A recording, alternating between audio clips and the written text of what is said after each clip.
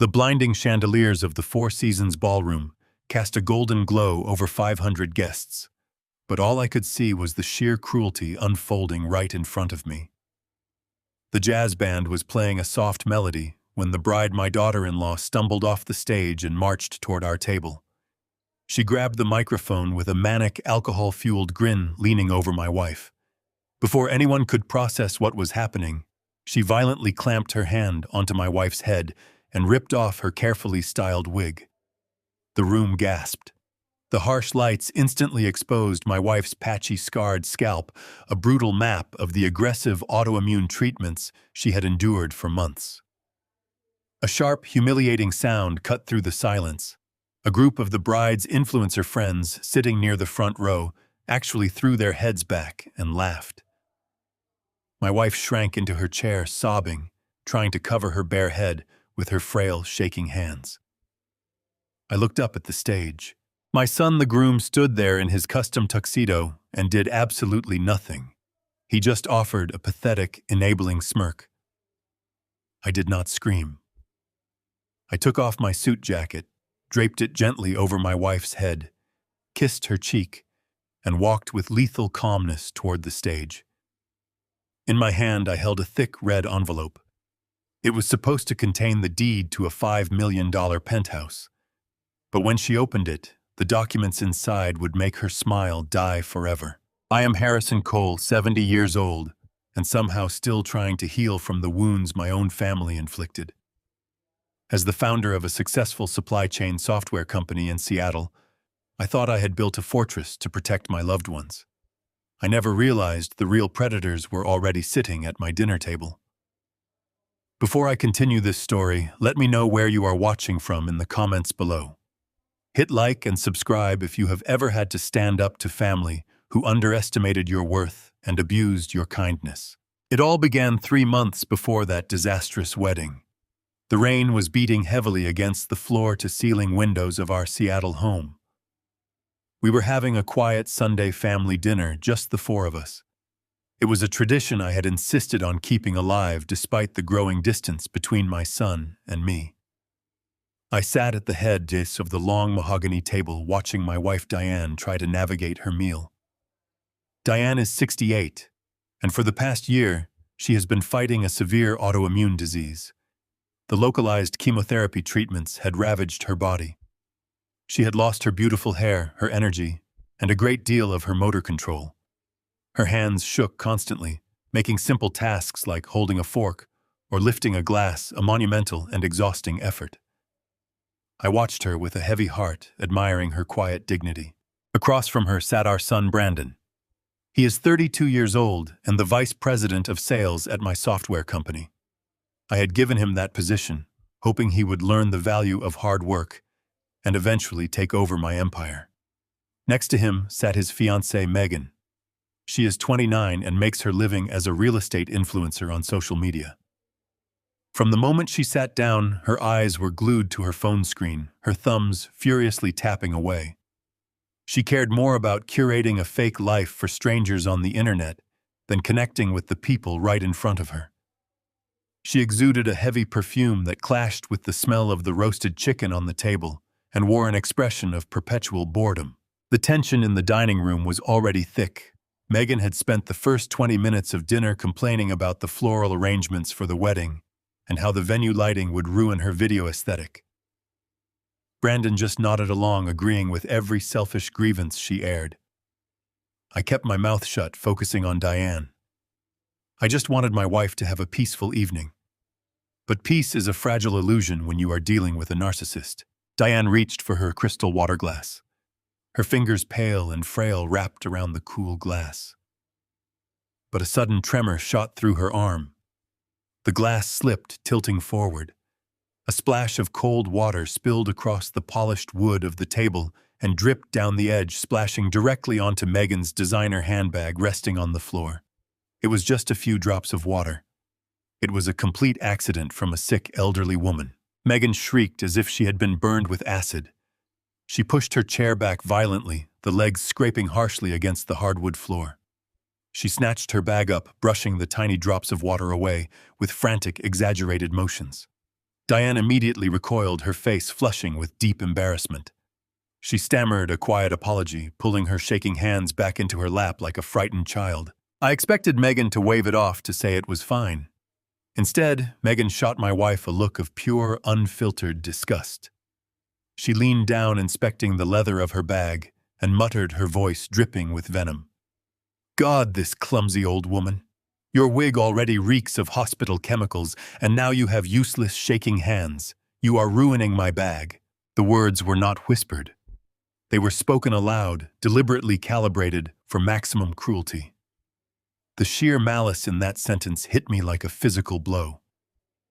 The dining room plunged into a suffocating, absolute silence. The sound of the rain against the glass suddenly felt deafening. I looked at Diane. My beautiful wife, who had spent her entire life caring for our son, was staring down at her empty plate, tears pooling in her tired eyes, but refusing to let them fall. The shame radiating from her broke my heart into 1,000 pieces. I slowly turned my gaze toward Brandon. My flesh and blood. The boy I had raised to be a gentleman. He was sitting right next to Megan. He heard every single word of that vile, unprovoked attack on his sick mother. I waited for him to speak. I waited for him to demand respect for the woman who gave him life. I waited for him to defend her. Brandon did not say a word. He did not reprimand his fiancée. He did not comfort his mother. He casually picked up his phone from the table, swiped the screen, and continued reading a text message. He took a sip of his wine, completely unfazed. He heard the insult, and he simply did not care. His silence was a resounding endorsement of Megan's cruelty. A cold, dark realization began to settle in my chest. The peaceful facade of our family shattered right there over a spilled glass of water. I realized in that fraction of a second that I was not looking at my son anymore. I was looking at a stranger. I placed my cloth napkin on the table, deliberately slow. The movement caught Megan's attention, and she finally looked up, clutching her precious handbag. I kept my voice perfectly level, suppressing the urge to throw them both out into the storm. I looked directly at Brandon. I told him that I expected an immediate apology for what was just said to his mother. I told him that disrespect would not be tolerated in my home under any circumstances. The air grew heavy. I waited for the realization of his mistake to wash over him. I waited for the apology. Instead, Brandon let out a long, exasperated sigh. He slowly looked up from his glowing screen, his face twisted in deep annoyance. He looked at me not with guilt, but with absolute contempt. And then, looking me right in the eye, he rolled his eyes. The sheer audacity of that eye roll sent a shockwave through my system. It was not just a dismissive gesture, it was a declaration of war. It meant he viewed me not as an authority figure, not as his father, and certainly not as the man whose company paid for the very wine he was drinking. He viewed me as a nuisance, an old man who was interrupting his peace. Megan let out a small, arrogant huff, picking up her fork, as if she had not just humiliated a sick woman. She adjusted her posture completely, unapologetic, feeding off my son's silent compliance.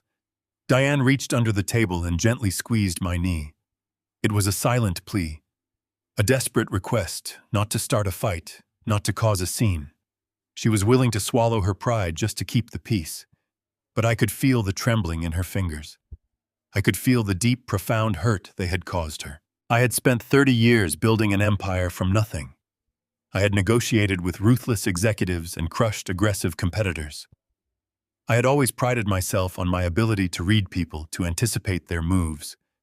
Yet I had been completely blind to the rot festering in my own dining room. I had handed my son money, power, and privilege, hoping it would make him a leader. Instead, it had made him a parasite. I did not raise my voice. I did not throw them out. I simply looked at Brandon and let the silence stretch until it became unbearable. He finally shifted in his seat, uncomfortable under my stare, but he still refused to speak. I knew right then that demanding an apology was useless. You cannot demand empathy from someone who has none. The dinner continued in a toxic, suffocating quiet. I watched them eat my food, drink my wine, and sit in my house completely devoid of gratitude. My mind was racing. If they could be this cruel to my wife over a few drops of water, what else were they capable of? What else was my son hiding behind his polished corporate smile? I realized I needed to know exactly who I was dealing with. I needed to see behind the mask, and I was going to find out. The blinding chandeliers of the Four Seasons ballroom cast a magnificent golden glow over 500 guests, but all I could see was sheer cruelty unfolding. The jazz band played a soft melody when my daughter-in-law stumbled off the stage marching toward our table. She grabbed the microphone with a manic grin, leaning over my wife. Before anyone could process what was happening, she violently clamped her hand onto my wife's head and ripped off her carefully styled wig. The room gasped. The harsh lights instantly exposed my wife's patchy, scarred scalp, a brutal map of the aggressive autoimmune treatments she endured for months. A sharp, humiliating sound cut through the silence. A group of the bride's influencer friends actually laughed. My wife shrank into her chair, sobbing, trying to cover her bare head with frail, shaking hands. My son, the groom, stood there in his custom tuxedo and did absolutely nothing. I did not scream. I took off my suit jacket, draped it gently over my wife's head, kissed her cheek, and walked with lethal calmness toward the stage. In my hand, I held a thick red envelope. It was supposed to contain the deed to a $5 million penthouse. But when she opened it, the documents inside would make her smile die forever. I am Harrison Cole, 70 years old and somehow still healing from wounds my own family inflicted. As the founder of a supply chain software company in Seattle, I thought I built a fortress to protect my loved ones. I never realized the real predators were already sitting at my dinner table. Let me know where you are watching from in the comments. Hit like and subscribe if you have ever had to stand up to family who abused your kindness. It began 3 months before that disastrous wedding. The moment the front door clicked shut behind our departing guests, I turned to my son. He was shrugging on his designer coat, eager to escape. I ordered him to step into my private study immediately. He followed me, dragging his feet like a petulant teenager. I closed the heavy oak doors behind us. I stood behind my desk and demanded to know why he allowed his future wife to speak to his mother like garbage during dinner. I demanded to know why he rolled his eyes at me when I asked for basic human decency. Brandon leaned against the leather armchair, crossing his arms. He looked at me with an expression of exhausted patience. He told me I was overreacting. He said I was getting sensitive in my old age and completely misheard Megan. It was not a personal attack on Diane. I stared at him, asking if a momentary lapse included commenting on the smell of his mother's cancer treatments. Brandon rubbed his temples, acting as if I were the unreasonable one. He lowered his voice, claiming Megan was under severe psychological distress. He said the planners at the hotel had just hit them with a sudden catastrophic upcharge. An unexpected fee of $150,000 for catering and floral arrangements that completely broke her nerves. He painted her as a victim of corporate greed rather than an entitled bully. He looked me in the eye and said she was just lashing out from anxiety. I knew he was lying. I could see the slight twitch in his jaw, the practiced rhythm of his excuses. He was gaslighting me, trying to make me feel guilty. I did not argue. I told him to go home. He left, thinking the plausible lie had worked. The next morning, I arrived at my software firm. I was at my desk reviewing reports when my secretary knocked. Before I could answer, Megan pushed past her. She wore a tailored trench coat holding a small cellophane-wrapped fruit basket. She placed it on my desk with a trembling hand. Her face was a masterclass in theatrical sorrow. Her eyes were red-rimmed, but her makeup was flawless. She sat across from me, clutching her designer bag, and immediately burst into tears, apologizing profusely for her behavior at dinner. She choked on her words, dabbing her dry eyes with a tissue. She told me she was so terrified of disappointing me and Diane that the sudden catering surcharge made her snap. She repeated the exact figure Brandon fed me the night before. $150,000. She sobbed, saying she did not know how they were going to pay for it without canceling the reception and ruining the family reputation. I watched her perform. Her voice trembled at all the right moments. Her posture was perfectly submissive, playing the role of the contrite daughter-in-law. But I looked at her hands. They were perfectly steady. There was no shame in her posture, only calculation. She was waiting for the wealthy father to make the bad things go away. I did not offer her a comforting smile. I simply opened my desk drawer and pulled out my personal checkbook. I wrote a check for exactly $150,000. I signed my name, tore it from the book, and slid it across the desk. I told her this should cover the unexpected fees. I told her I expected a flawless wedding and no further disrespect toward my wife. Megan stopped crying instantly. The transformation was frightening. She snatched the check, folding it quickly into her bag. She offered a bright, beaming smile, calling me the greatest father a girl could ever ask for. She skipped out of my office, the cheap fruit basket forgotten on my desk. I watched the door close, feeling a deep, sickening hollow in my gut. I had paid the ransom just to keep her away from Diane. Exactly 10 minutes later, Brandon confidently walked into my private office, setting a heavy stack of sales reports directly on my desk. He walked over to the coffee machine, leaving his personal cell phone resting on top of the files.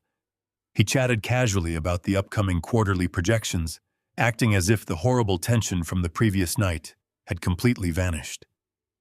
He acted like the loyal son updating his boss. As he turned his back, his phone screen suddenly lit up. The vibration buzzed softly against the wood. I glanced down. The notification banner was bright and clear. It was a text message from a contact saved as Foster Real Estate. That was Megan's company. The message preview was fully visible on the locked screen. I read the words once and then read them again to make sure my eyes were not deceiving me. The text said, "Got the cash. You were right, he is easy." My breath hitched in my throat. My own son had orchestrated this entire manipulation.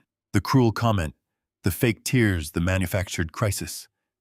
It was all a coordinated performance to extract money from me without consequence. Brandon turned around, offering me a confident, polished smile. I forced myself to smile back. The silent war for the survival of our family had officially begun. I knew right then that I had to dismantle his life before he destroyed mine. Brandon picked up his phone from my desk, slipping it into his tailored suit jacket without a second glance. He thanked me again for the meeting, offered another polished smile, and walked out the door, closing it softly. I sat alone, the heavy oak panels feeling like the walls of a prison. My heart pounded a slow rhythm against my ribs. The words from that text message burned into my mind. Got the cash. You were right, he is easy. My own flesh and blood had weaponized my love for my sick wife just to fund his fiancée's vanity. He viewed me not as a father, but as an easy target. A truly naive old fool waiting to be easily exploited. I swiveled my leather chair around to face the sprawling view of the Seattle skyline. The gray clouds hung low, matching the cold dread settling in my stomach. For 30 years, I had built this logistics software firm on the pillars of transparency and absolute trust. I navigated brutal market crashes and outsmarted ruthless competitors. Yet I had allowed a snake to nest right in the center of my legacy. If Brandon was bold enough to orchestrate a theatrical shakedown for $150,000, my gut told me he was bold enough to aim much higher. Criminals who lack a basic moral conscience rarely stop at small change. I turned back to my desk and opened my laptop. My hands were remarkably steady. The initial shock had evaporated, leaving behind a glacial, razor-sharp clarity. I bypassed the standard executive summary dashboards. Those were the curated reports Brandon and his finance team prepared for me every Friday. Instead, I opened the secure portal and logged directly into the master financial terminal. This was the raw, unfiltered data stream of the entire corporation, an elite interface only 3 trusted people in the entire building had the necessary credentials to access. I typed in my master passcode, holding my breath slightly, as the system authenticated my identity. The screen populated with endless rows of ledgers routing numbers and operational budgets. I navigated to the current fiscal quarter, focusing specifically on the departments under Brandon's direct supervision. As the vice president of sales, he had a massive operational budget designed to entertain clients, travel to trade shows, and expand our software infrastructure. I applied a filter to isolate any outgoing transfers exceeding $50,000 over the last 90 days. The system processed the query, and the screen refreshed. I stared at the monitor, my blood running cold. Right there, buried under a labyrinth of complex departmental transfers and operational codes, was a massive, gaping hole. $2 million was missing from the corporate expansion fund. It had not been withdrawn in a single lump sum, which would have triggered automatic bank alerts. Instead, it had been expertly sliced into smaller, staggered wire transfers over the past 3 weeks. I leaned closer to the screen, tracing the digital paper trail. The recipient accounts were listed under vague, generic vendor names: Global Tech Solutions, Apex Infrastructure Logistics, Nexus Server Hosting. The descriptions attached to these wires were labeled broadly as essential offshore server procurement and advanced digital routing maintenance. To an untrained eye or a lazy auditor, it looked like standard corporate scaling. But I wrote the original foundational code for this very company. I built the procurement protocols from scratch. I knew immediately these were ghost vendors. My son was actively embezzling millions from the company I bled to build. I closed the laptop, letting the screen fade to black. The sheer magnitude of the betrayal threatened to crush me, but I forced myself to breathe. I stood up, smoothed the lapels of my suit, and walked out. Junior analysts nodded respectfully as I passed. Project managers stepped aside. They saw their founder, a man who commanded absolute authority. They did not know that a silent, devastating war had just been declared within these glass walls. I reached the executive wing and pushed open the heavy glass door to Brandon's corner office. I did not bother to knock. Brandon was leaning back in his ergonomic chair, his feet resting casually on the edge of his mahogany desk, laughing into his headset. He held up an index finger, silently signaling me to wait a moment. I walked forward, placed my hands flat on his desk, and stared at him. The intensity of my gaze must have registered, because his smile faltered. He quickly wrapped up his phone call, pulled off his headset, and dropped his feet to the floor. He asked me what was wrong, maintaining that perfectly manufactured mask of innocence. I did not yell. I kept my voice low and dangerous. I told him I had just reviewed the raw data in the master financial terminal. I told him I wanted a full, immediate explanation for the $2 million that had been funneled out of the corporate expansion fund over the past 3 weeks to unregistered vendors. I expected him to panic. I expected him to stutter, to sweat, to offer a desperate excuse. He did none of those things. Brandon simply steepled his fingers together, leaned forward, and looked at me with an expression of profound, patronizing pity. He let out a soft sigh, shaking his head, as if he were dealing with a confused child. He did not blink as he spoke. He told me the money was for a critical offshore server upgrade. He spoke slowly, emphasizing his words with exaggerated patience. He claimed the vendors were heavily vetted by his team to ensure our data compliance abroad. And then he delivered the psychological blow. He looked deep into my eyes and said, "Dad, we discussed this exact upgrade at the executive lunch last week. I showed you the blueprints, and you gave me the verbal green light. Are you starting to forget things?" The sheer audacity of the lie struck me like a physical assault. He was not just stealing from me. He was actively laying the groundwork to convince me, and likely the rest of the board, that my cognitive health was failing. He was planting the seed of senility to cover his tracks. I stared at my only son, realizing the absolute monster he had suddenly become. I did not defend my memory. I did not argue with his lie. I simply nodded slowly, thanked him for the clarification, and walked out of his office. I returned to the silent sanctuary of my private office and locked the door. I sat down at my desk, my pulse steady, my resolve hardened into steel. I picked up my desk phone and dialed the direct extension for our veteran IT director. He had managed our hardware infrastructure for over 15 years. He answered on the second ring, sounding eager to help. I asked him to pull up the exact specifications for our recent and highly expensive offshore server upgrades. I heard the faint sound of typing on his end, followed by a long, heavy pause. The IT director cleared his throat nervously, his voice filled with genuine confusion. He said, "Mr. Cole, we haven't upgraded our servers in 18 months. The line went dead, but I stood there holding the receiver against my ear for a long time. The silence in my office was deafening. 18 months.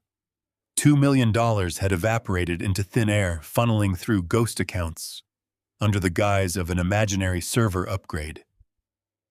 My own son had orchestrated a massive financial crime right under my nose using my signature and my trust as his shield. The nausea I felt earlier was entirely replaced by a profound, chilling resolve. I hung up the phone. I packed my briefcase and told my secretary to clear my afternoon schedule. I needed to see my wife. Diane had an appointment at an exclusive bridal boutique downtown. Megan had insisted Diane accompany her for a final dress fitting, claiming she wanted a motherly opinion. After the cruel display at dinner, I knew that invitation was not an act of inclusion. It was a calculated move to keep up appearances for her online audience. I drove through the damp Seattle streets, my mind working through every scenario. Brandon was not just stealing money, he was building a war chest. But for what? I parked my car a block away from the boutique. The rain had stopped, leaving a gray, overcast sky that mirrored my mood. I walked toward the boutique. It was a high-end establishment, with massive floor-to-ceiling glass windows displaying pristine white gowns. I approached the entrance quietly. Before I reached the brass handle, I stopped. I could see everything happening inside through the crystal-clear glass. The boutique was empty of other customers, heavily echoing the privilege of a private booking. Diane was sitting on a plush velvet sofa in the corner. She looked incredibly frail. Her posture was slumped, and she was staring blankly at the floor. The designer wig she wore to hide her treatment scars was slightly askew, but she lacked the energy to fix it. A few feet in front of her stood Megan. She was wearing a breathtaking silk wedding dress, spinning in front of a massive mirror. But she was not looking at the dress. She had her smartphone mounted on a sleek tripod, holding it high to capture the perfect angle. She was live streaming to her thousands of followers.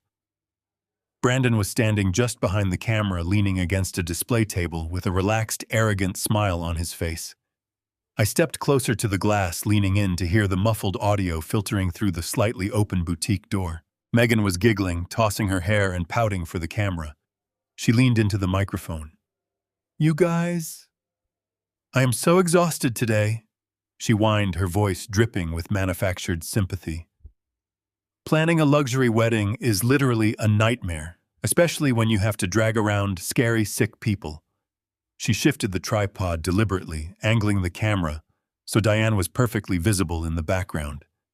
Diane sat there looking small and broken, a prop in Megan's cruel social media circus. Megan let out a theatrical sigh. It really ruins the bridal aesthetic when someone brings hospital vibes into a high-fashion space. I mean, look at her. It is just so depressing. My blood turned to absolute ice. She was publicly humiliating my sick wife, broadcasting her frail condition to an audience of thousands for cheap internet engagement. I looked at Brandon, expecting him to intervene. He was her son. He was the boy Diane had spent countless sleepless nights rocking to sleep, the boy she had defended and nurtured his entire life. Brandon crossed his arms, looked at his fiancée, and chuckled. He actually chuckled. He pulled out his own phone and started typing, likely responding to the live comments flooding Megan's stream. He was completely complicit in his mother's public degradation. Diane did not look up. She kept her eyes fixed firmly on the floor, her hands clasped tightly together in her lap. I could see the slight tremor in her shoulders, the silent weeping she was trying so desperately to conceal. She was enduring this psychological torture because she thought it would keep the peace. She thought she had to sacrifice her own dignity to ensure her son's happiness. She did not know that her son was a predator stealing from his father and laughing at her pain. I did not feel anger anymore. Anger is a hot, chaotic emotion. What I felt was a cold, absolute certainty. The time for observation was over. The time for gathering quiet clues had passed. I pushed the heavy glass door open. The brass bell chimed brightly, signaling my arrival. Megan did not even flinch. She was too absorbed in reading a comment from her screen. Brandon looked up from his phone and his arrogant smile instantly vanished. He stood up straight, his eyes widening in sudden panic as he registered the look on my face. I did not say a word to him. I walked across the pristine white floor, my footsteps silent but heavy with purpose. Megan was still talking to her audience. Guys, I am just saying sometimes you have to cut out the toxic, negative energy before your big day. I reached the tripod. I did not ask for permission. I reached out and snatched the phone directly out of her hand. Megan shrieked in surprise, reaching out to grab it back. I stepped back, pressing my thumb firmly against the screen, and swiped to end the live stream. The screen went black. "Excuse me," Megan yelled, her face flushing with instant rage. "What are you doing? That was a sponsored stream. You cannot just come in here and grab my property." I slipped her phone into the inner pocket of my suit jacket. I turned to look at Diane. She had finally raised her head, her eyes wide with shock and relief. I walked over to her, gently adjusting her wig and kissing her forehead. I whispered that it was time to go home. Then I turned around to face the monsters I had allowed into my life. Brandon took a hesitant step forward, holding his hands up in a placating gesture. "Dad." "You need to calm down," he said, his voice cracking. "She was just talking to her fans. It is her brand. You do not understand how social media works. She did not mean anything by it. You are overreacting." I looked at my son, analyzing the tailored suit I had paid for, the expensive watch on his wrist funded by my company, and the sheer cowardice in his eyes. I did not raise my voice. I spoke with a quiet, terrifying authority that echoed in the silent boutique. "I understand exactly how things work, Brandon. I understand the cost of a luxury wedding. And I understand the cost of a $2 million offshore server upgrade that never actually happened." Brandon froze. The color drained from his face. His jaw slacked, but no words came out. Megan looked between us, confused by the sudden shift in power. I took a step closer to my son, making sure he heard every single syllable clearly. "I am taking over the wedding finances starting today." The drive to corporate headquarters the next morning felt vastly different than any commute I had taken in 30 years. Usually I used the quiet time to plan market strategies. Today, the only sound inside the sedan was the beating of my own heart. Taking over the wedding finances was a calculated strike. It put Brandon in a tight corner. By seizing control of vendor payments, I blocked his immediate access to unrestricted family funds. I knew a desperate man would make foolish mistakes. I just needed to be in position to catch them. When I stepped onto the executive floor, the air was vibrating with tension. Brandon's assistant avoided my gaze, shuffling a stack of presentation folders. Today was the quarterly executive board review, where top directors and shareholders gathered to analyze our operational expenditure. It was the perfect battlefield.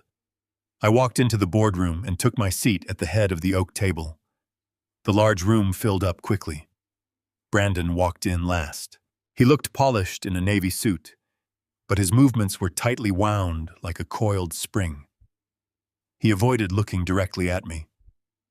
I let the chief financial officer begin the meeting with standard revenue updates. Everything sounded perfectly normal until we reached the section on departmental expansions. I held up my hand, stopping the financial officer in the middle of his sentence. I asked him to pull up the line item budgets for the newly acquired offshore servers on the main screen. I kept my tone polite, framing it as a routine inquiry. The room grew quiet. I watched Brandon's hands grip the edges of the table. He stood up abruptly, pushing his chair back so hard it slammed into the glass wall behind him. The sudden noise made several board members flinch. Brandon turned his full attention entirely on me. His face was flushed with manufactured outrage. He slammed his palms onto the table, demanding to know why I was deliberately trying to sabotage his department. He accused me of toxic micromanagement, claiming I was suffocating the company's growth because I was too stubborn to understand modern scaling strategies. The directors exchanged uncomfortable glances. I remained perfectly still, watching my son perform his desperate act. I asked him calmly why a simple request for basic transparency was causing such an explosive reaction. That was the exact trigger he had been waiting for. Brandon let out a sharp, bitter laugh that echoed across the room. He looked at the senior partners, shaking his head with a look of profound exhaustion. He told them I had been acting dangerously erratically for weeks. He claimed I was confusing vendor contracts with imaginary money leaks. Then he delivered the absolute killing blow. He lowered his voice, injecting it with a sickening, rehearsed sorrow. He told the board that the extreme stress of my wife's illness had clearly taken a severe toll on my cognitive health. He deliberately used words like paranoia, memory fragmentation, and mental decline. He looked at my oldest colleagues and begged them to understand that his father was losing his grip on reality, hallucinating missing funds, and disrupting critical operations because my mind was simply breaking down under the pressure. The silence in the boardroom was deafening. I looked at the faces of men and women I had worked alongside for 30 years. I saw profound pity in their eyes. I saw uncomfortable sympathy directed not at me, but directly at Brandon. They actually believed his performance. They knew all about Diane's brutal battle with her autoimmune disease, and it was entirely plausible to them that the immense grief and stress were actively destroying my sanity. My initial instinct was to rise from my chair, demand the raw financial data be projected on the screen, and expose his $2 million theft right there. But my decades of building this empire kicked in. If I reacted with righteous anger, I would only validate his malicious narrative. An angry, shouting old man is exactly what people expect from someone losing his mind. I needed undeniable physical proof to bypass his digital firewalls before I made my move. I had to let him think he had completely won the battle so I could ultimately win the war. I let a look of deep confusion wash over my face. I blinked rapidly, rubbing my forehead as if trying to clear a thick, disorienting fog from my brain. I let my shoulders slump deliberately, shrinking my posture to look every bit the exhausted, failing patriarch he claimed I was. I reached up and pinched the bridge of my nose, letting out a shaky, tired breath. I whispered a soft apology to the room, saying my head was pounding fiercely, and perhaps I had indeed misread the initial reports. I told the board I needed a moment to rest, and yielded the remainder of the meeting entirely to Brandon. The relief on my son's face was instantaneous and sickening. He offered me a condescending smile, perfectly playing the role of the merciful son, taking the heavy burden off his sick father. I stood up slowly, leaning on the table for support, and walked out of the boardroom with my head bowed.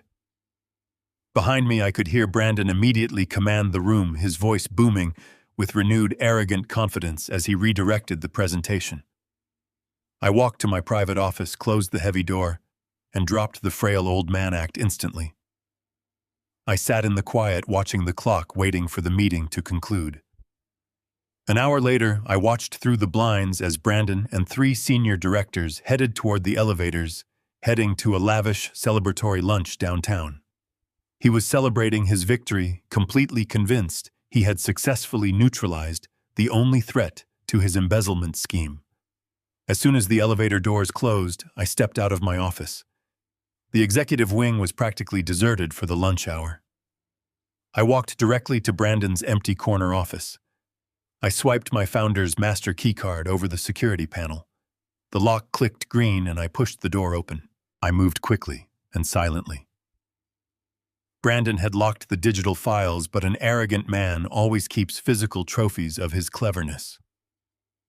I went straight to his heavy locked filing cabinet and used a bypass key I kept for emergency audits. The heavy metal drawer slid open. I sifted through the thick hanging folders until I found exactly what I was looking for. A dark blue folder labeled Strictly Confidential Vendor Routing. I opened it and spread the documents across his desk. These were the original unredacted wire transfer requests he had manipulated before entering them into the system. I pulled out my phone and began snapping high-resolution photographs of every single page. I captured the exact banking routing numbers, the offshore account codes, and the hidden identifiers linking the fake servers directly to Megan's real estate firm. My camera clicked silently, gathering the ammunition that would soon destroy his entire life. As I meticulously photographed the final page, a specific chilling detail caught my eye. At the very bottom of the document, a detail that changed everything. It was a tiny handwritten note in the margins next to the authorized transfer amount. It listed a platinum sponsorship fee for a luxury real estate mixer taking place that very evening at the Rainier Club downtown. The sponsor was listed as Foster Real Estate. My son was not just stealing my money. He was actively using my corporate funds to buy his fiancée a seat at the table among the city elite. I swiftly headed back to my house to prepare myself. The Rainier Club is an exclusive venue reserved for the wealthiest socialites and aggressive new money entrepreneurs in the city. I arrived just after 8 o'clock, blending seamlessly into the crowd of older executives and wealthy investors. The grand ballroom was dripping with opulence.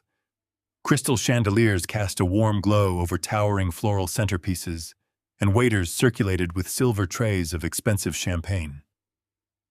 I declined a drink and moved toward the perimeter of the room, keeping my back to the dimly lit mahogany-paneled walls. I stood in the shadows, nursing a glass of sparkling water, watching the room with the quiet patience of a hunter.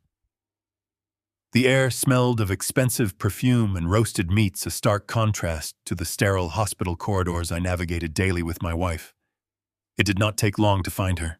Megan was standing near the center of the room, holding court like a queen among her loyal subjects. She wore a plunging emerald green dress that likely cost more than a reliable car. In her hand, she balanced a crystal flute of champagne, gesturing wildly as she spoke to a tight circle of equally polished, ambitious women. She was entirely in her element, soaking up the validation and awe of her peers. Looking at her radiant and intoxicated by her own perceived success, I felt a surge of profound disgust. I thought of my wife Diane sitting at home wrapped in a knitted cardigan, shivering from the after effects of chemotherapy, trying to massage the constant ache out of her joints. My wife had sacrificed her youth to help me build the foundation of the wealth Megan was currently parading around the room. A seasoned businessman knows that patience yields the greatest destruction. I stepped slightly closer, using a large marble pillar to shield myself from her direct line of sight. The acoustic design of the grand ballroom allowed voices to carry over the gentle hum of the string quartet playing in the background.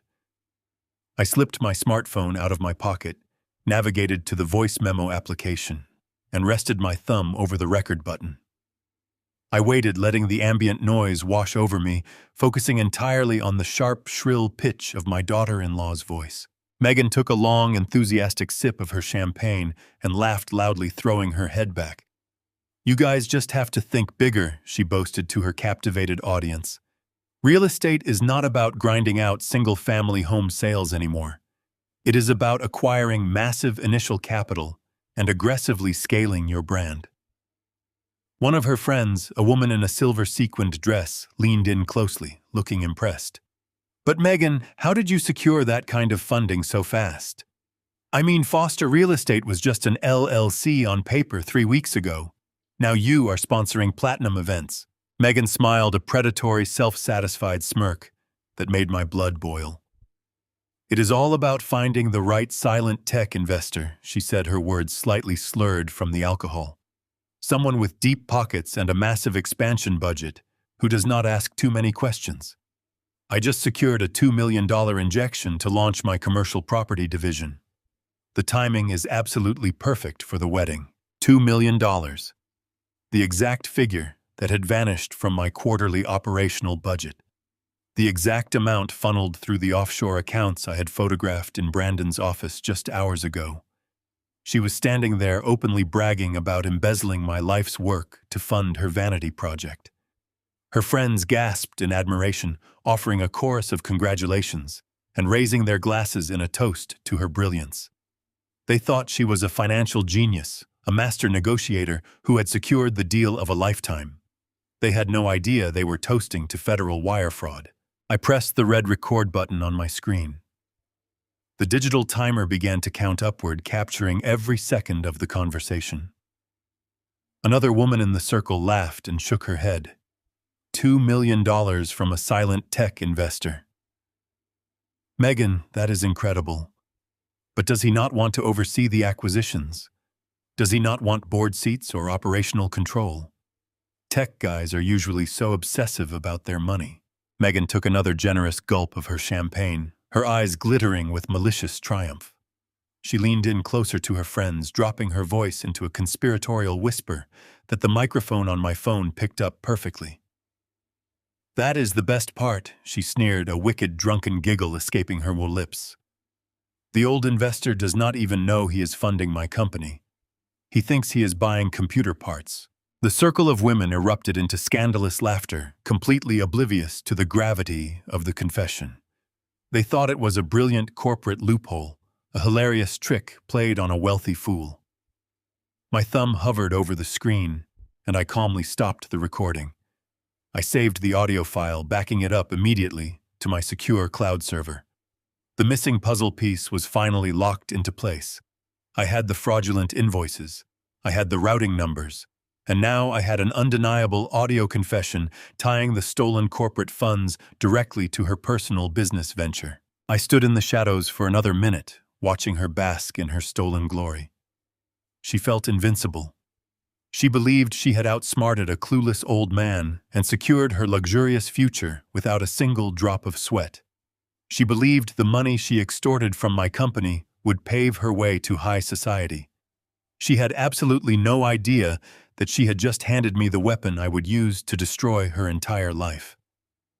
I slipped my phone back into my tailored suit pocket, turned my back on the glittering ballroom, and walked out into the cool Seattle night. The crisp air outside was a welcome relief from the suffocating deceit of the ballroom. I walked toward my parked car, my mind already calculating the next phase of my retaliation. Confronting them with this recording right now would be immensely satisfying, but strategically foolish. A cornered animal will lash out and attempt to destroy the evidence. I needed to let them maintain their false sense of absolute security. I needed them to believe their master plan was progressing flawlessly. I unlocked my car door and slid into the driver's seat.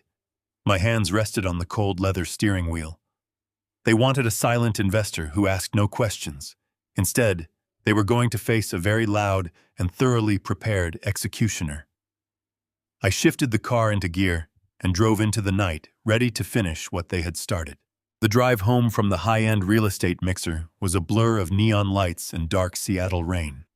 The audio recording on my phone was a loaded weapon, but a single recording was not enough to secure a federal conviction. If I confronted Brandon tomorrow morning, with just a voice memo and a few photographs of physical invoices, he would immediately launch a digital counterattack. As the vice president of sales with deep connections in our infrastructure, he could easily deploy a wiping protocol to erase the offshore server logs and shred the digital paper trail almost completely. I needed the authorities to catch him red-handed. I needed an ironclad case built on irrefutable continuous data. To get that, I had to give him enough rope to hang himself completely. He had loudly proclaimed to the board that my mind was failing. It was time to give him exactly the broken old man he wanted to see. The next morning, I arrived at the office an hour later than my usual time. I deliberately left my tie slightly loose and my suit jacket unbuttoned. I wanted to look disorganized, exhausted, and entirely defeated by extreme mental stress. I walked past the junior analysts without offering my usual sharp morning greetings. I reached my office and immediately asked my secretary to summon Brandon. While I waited, I practiced the physical mechanics of a defeated man. I let my shoulders slump forward, collapsing the confident posture I had maintained for 3 decades. I held my right hand over the edge of the desk and focused on creating a subtle, continuous tremor in my fingers. It was a humiliating performance, but it was the only way to infiltrate his defenses. When Brandon knocked and pushed the wooden door completely open, he stood near the entrance, his eyes scanning my face for any sign of the aggressive investigator who had confronted him the day prior. I did not look up immediately. I kept my gaze fixed on a blank legal pad, pretending to be deeply confused by the lines on the paper. I finally raised my head and offered him a weak, wavering smile. I asked him to sit down. My voice was intentionally soft, lacking its usual commanding resonance. He took the chair across from me, sitting rigidly on the extreme edge of the luxurious leather executive office chair cushion. I took a slow, ragged breath and looked at my trembling hands, making sure he noticed the subtle shaking. I told him that I had spent the entire night thinking about the board meeting. I told him that I hated to admit it, but perhaps he was entirely right. I confessed that the overwhelming stress of his mother's illness, the brutal hospital visits, and the sleepless nights had taken a severe toll on my cognitive endurance. I told him I was getting increasingly confused and that I was seeing malicious shadows where there were absolutely none to be easily found. I apologized for accusing him of financial mismanagement, blaming my erratic behavior on severe exhaustion and a rapidly failing memory. The physical transformation in Brandon was immediate and sickening to witness. The cautious tension in his shoulders evaporated. He leaned back in the chair, crossing his legs and resting his ankle on his knee. A smooth, patronizing smile spread across his face. He adopted the exact tone one might use to soothe a frightened toddler. He told me that it took a big man to admit when he was struggling, and that absolutely nobody blamed me for the paranoid outbursts. He said he completely understood that watching Mom deteriorate was breaking my mind. He was reveling in my fabricated weakness. I forced myself to swallow the bitter bile rising in my throat and continued with the next crucial phase of the plan. I told him that the company needed sharp, strong leadership. I said I could no longer carry the heavy weight of the corporation while my mind was slipping. I looked him directly in the eye and officially offered him the title of Acting Chief Executive Officer. I told him I was stepping down immediately for my failing health. I said I needed to focus on his mother's final days, leaving the entire operational control of my legacy in his capable hands.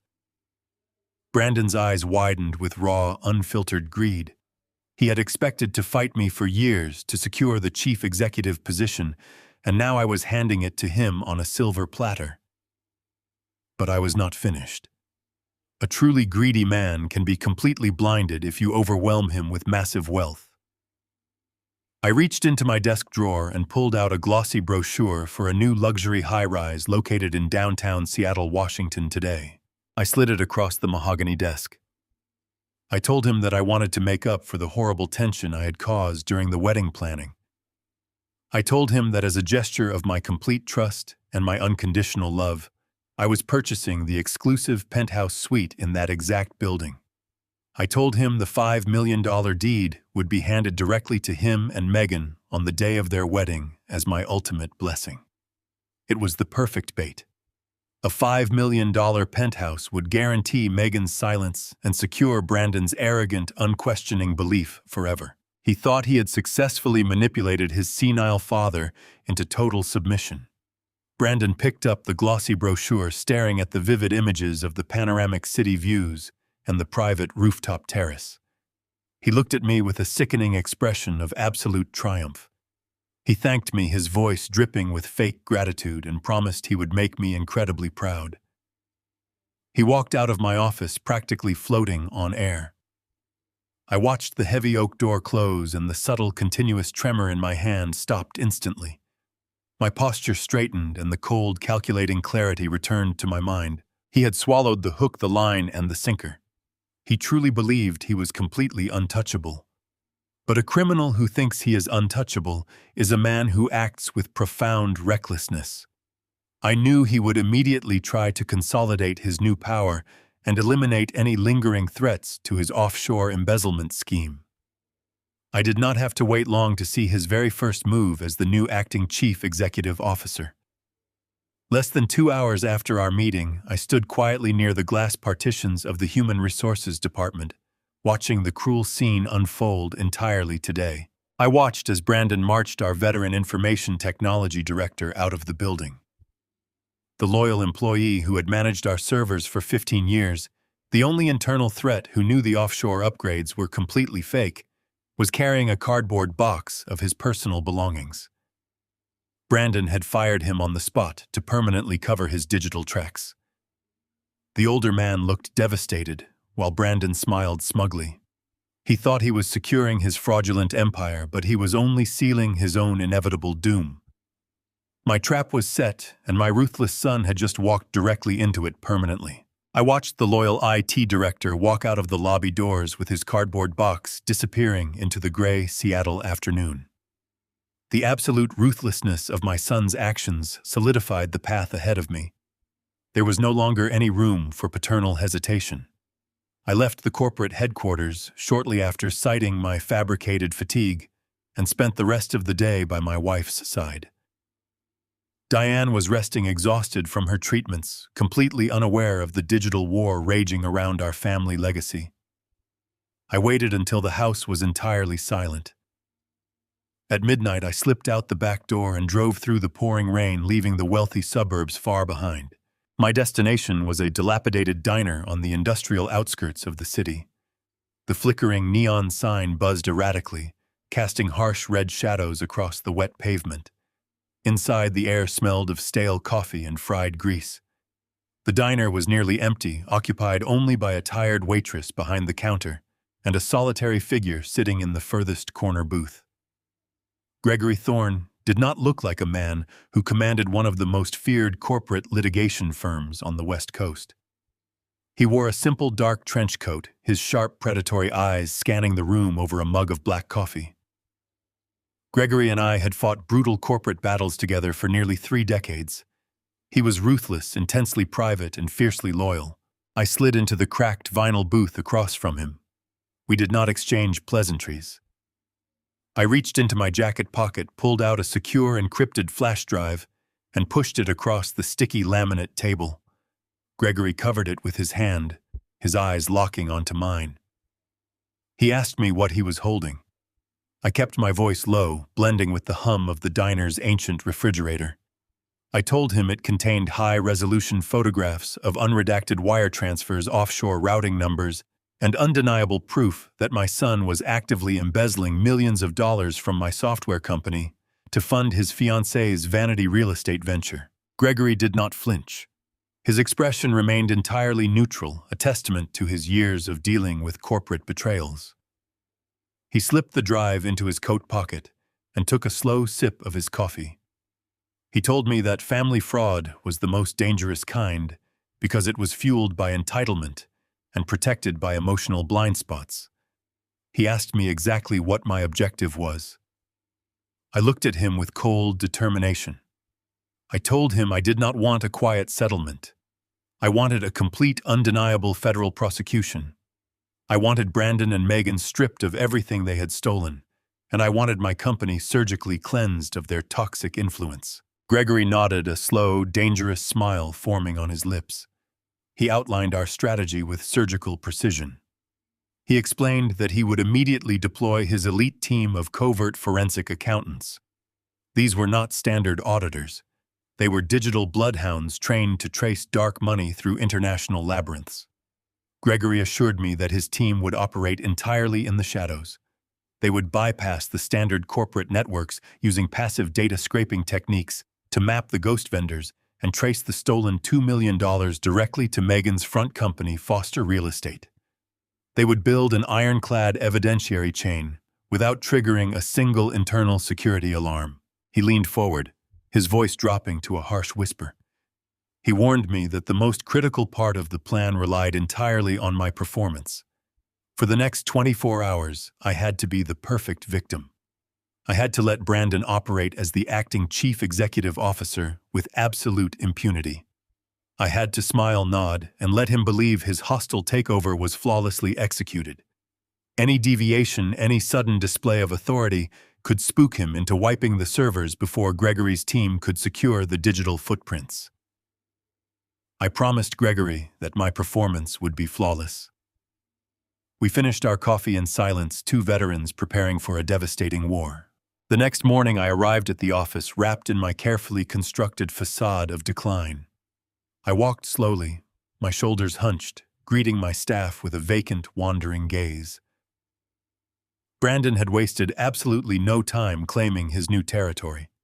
He had already moved into my executive suite, replacing my family photographs with sleek, modern art pieces. He was holding a meeting with the senior marketing team when I walked past the glass walls. He saw me, paused his presentation, and offered me a wide, sickeningly sweet smile, waving me along like a beloved but irrelevant mascot. I nodded weakly and retreated to a small secondary office, pretending to organize personal files.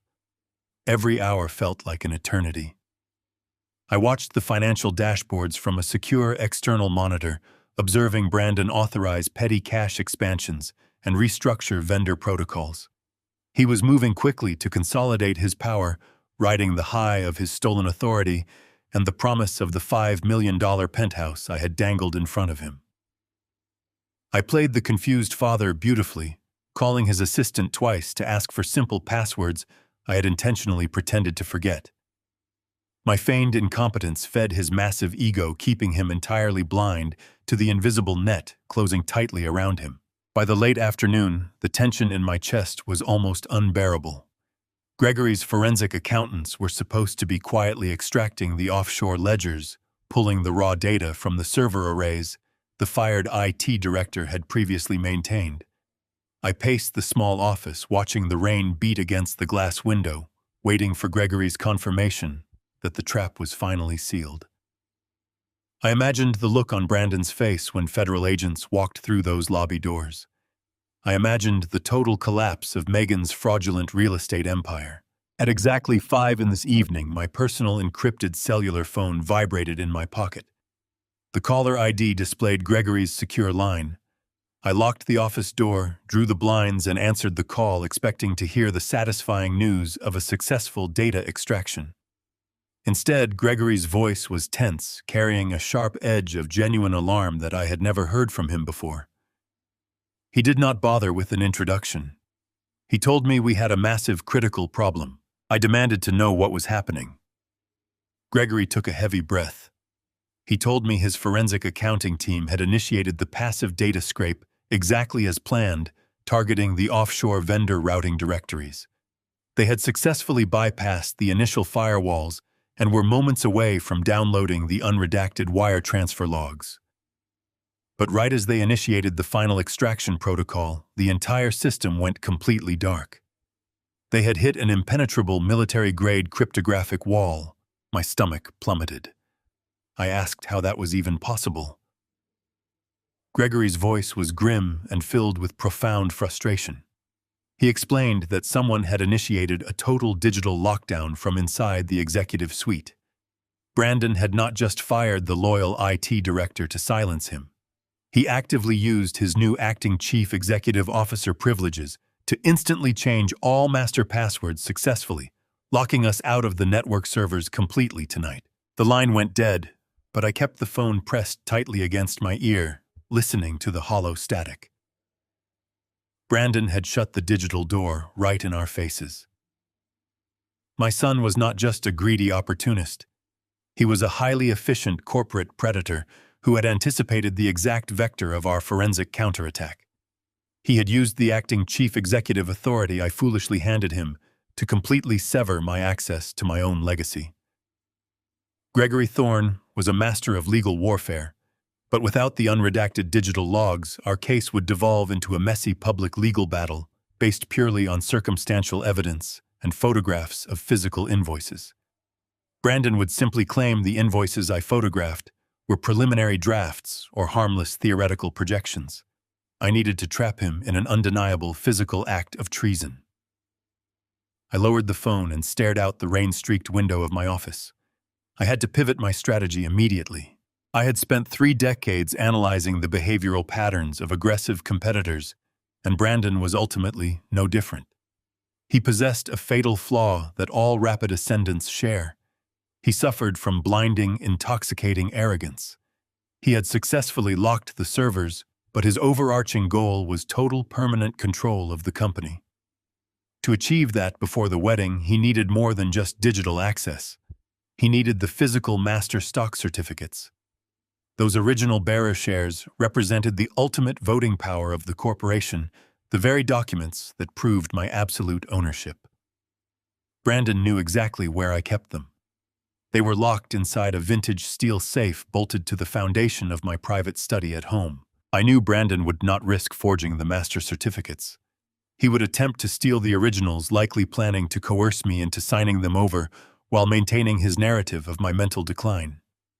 If he successfully removed them from my safe, he would hold the final leverage. I could not let him take them, but I absolutely needed to catch him trying. I left the corporate headquarters through the private executive garage, ensuring no one saw my departure. I did not drive home immediately. Instead, I drove to a specialized electronics retailer located in a bleak industrial park on the edge of the city. I purchased a state-of-the-art microscopic button camera, the kind utilized by private security firms for high-level corporate espionage. It was no larger than a dime, equipped with ultra-high-definition infrared night vision, a continuous cloud uplink, and a highly sensitive motion detector. I drove back to my house, the heavy rain masking my arrival. Diane was asleep upstairs, exhausted from a grueling morning of medical treatments. I stepped into my study, locking the heavy mahogany doors behind me. The room was lined with floor-to-ceiling bookshelves, holding hundreds of rare leather-bound volumes I had collected over my lifetime. The vintage steel safe was discreetly concealed behind a large oil painting of the Seattle harbor. I selected a thick, dark green volume on the history of global economics from a shelf located directly opposite the safe. Working with meticulous precision, I used a sharp razor blade to carve a tiny, imperceptible hole into the spine of the book. I embedded the microscopic camera lens flush with the leather, running the paper-thin wiring flat along the inner cover and connecting it to a long-lasting lithium battery pack hidden within the hollowed-out pages. I placed the book back on the shelf, aligning it perfectly with the others. I pulled out my secure tablet and initiated the pairing sequence. The screen flickered, and a crystal-clear, high-definition image of my study appeared. The camera angle was flawless, perfectly framing the oil painting and the exact location of the hidden safe. I activated the motion sensor alert protocol and synchronized the live feed directly to an encrypted application on my tablet. The trap was set, waiting for the predator to cross the threshold. The next 2 weeks were a masterclass in psychological endurance. I returned to the office every day, continuing my humiliating performance as the deteriorating patriarch. I allowed Brandon to publicly countermand my minor directives. I sat through executive briefings with a vacant, wandering stare, occasionally asking repetitive questions to solidify his cruel narrative. Brandon reveled in his absolute dominance. He swaggered through the corporate corridors, dictating terms to senior partners and expanding his operational budget without any oversight. He was riding the euphoric high of absolute power, completely unaware of the silent, unblinking eye waiting for him in my study. At home, the tension was equally suffocating. Megan visited the house frequently, flaunting her lavish wedding preparations and discussing the $5 million luxury penthouse I had promised them. She paraded fabric swatches and catering menus in front of Diane, her tone dripping with that same fake, condescending sympathy she had broadcasted to her followers. I forced myself to smile, offering them blank checks for floral arrangements and custom champagne flutes. I was feeding their monstrous greed, ensuring they felt completely untouchable as the wedding day rapidly approached. Every night, I lay awake in the dark, my tablet resting on the nightstand beside me, waiting for the silent digital alarm. 3 days before the wedding, the atmosphere in the house was incredibly tense.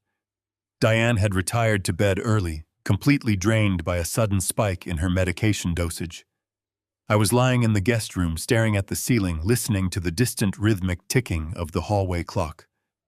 The quiet suburban neighborhood was entirely asleep, cloaked in a heavy, impenetrable fog rolling in from the bay. The freezing dampness seeped through the cracks of the old window frames, creating a chilling draft that slowly crawled across the hardwood floor. My mind kept racing back to the sheer audacity of my son's ultimate plan. He was not just stealing my money, he was methodically dismantling my entire life's work block by block. I felt a surge of profound anger mixed with a deep, agonizing sorrow for the boy I had raised, who had mutated into this ruthless stranger. I could not sleep. The hands of the clock slowly crept past midnight, then 1 in the morning.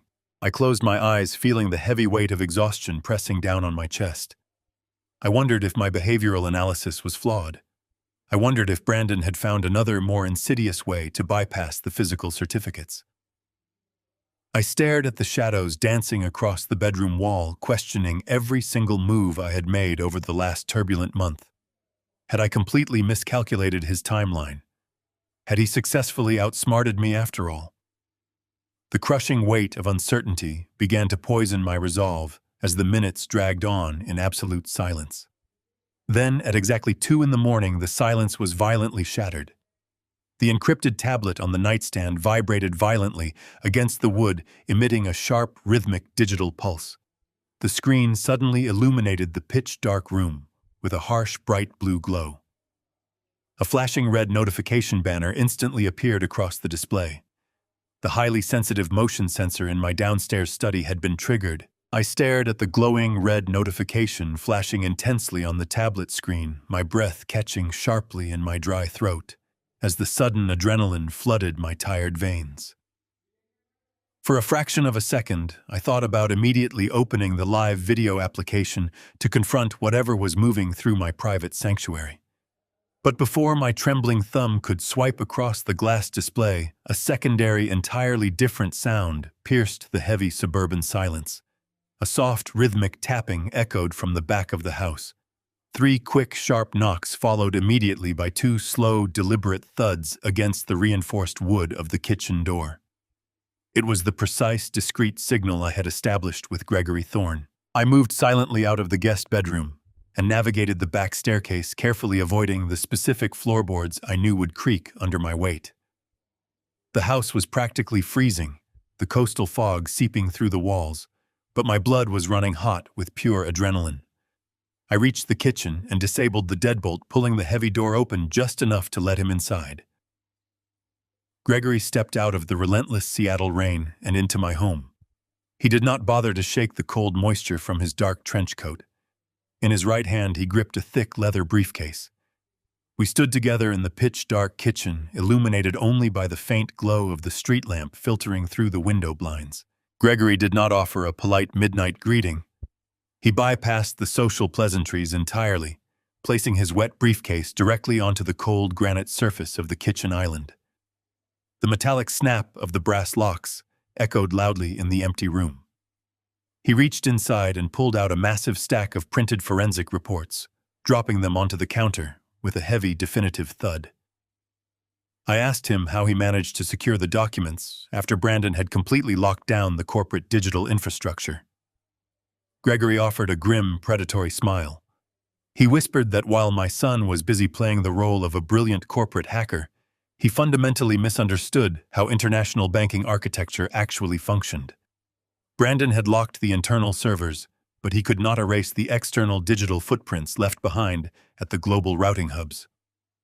Gregory's covert forensic accounting team had simply bypassed our internal corporate network entirely, accessing the physical banking relays and pulling the raw, unredacted transaction manifests directly from the source. I turned on a small shielded under-cabinet light, keeping the kitchen wrapped in heavy shadows so our presence would remain undetected from the outside. I leaned over the granite island, tracing my finger across the meticulously organized spreadsheets and highlighted financial nodes. The comprehensive audit confirmed my absolute worst fears. The reality of the situation was far more devastating than a simple corporate theft. The $2 million missing from my operational expansion budget had not just been stolen. It had been systematically fractured into dozens of smaller, highly complex sums. Those sums were then deliberately routed through 3 entirely separate offshore shell corporations located in the Cayman Islands and Cyprus. Gregory pointed to the final column on the right side of the page, tracing the dark ink with his pen. The offshore entities had acted as a digital washing machine, effectively scrubbing the original corporate signatures from the funds. From there, the thoroughly laundered money was funneled directly into the domestic business accounts of Foster Real Estate. The paper trail was absolutely undeniable and structurally flawless. Brandon had committed textbook federal wire fraud, massive corporate embezzlement, and aggressive international money laundering. He had weaponized my life's work, risking decades in a maximum security federal penitentiary simply to buy his way into the heart of a relentless, superficial narcissist. I stared at the stark black and white documents, a profound wave of sorrow washing over me. I thought about the decades I had spent building my software company. I thought about the endless nights Diane and I had sacrificed carefully, saving our money to ensure our son would never have to struggle the way we did. We had given him a premium education, a guaranteed executive career, and an absolute foundation of trust, and he had taken all of that immense privilege and traded it for Megan's shallow validation. Brandon was stealing millions of dollars to fund fake luxury real estate mixers and secure platinum sponsorships, desperate to maintain the fragile illusion of wealth that his fiancée demanded. His blinding greed had completely eclipsed his moral conscience.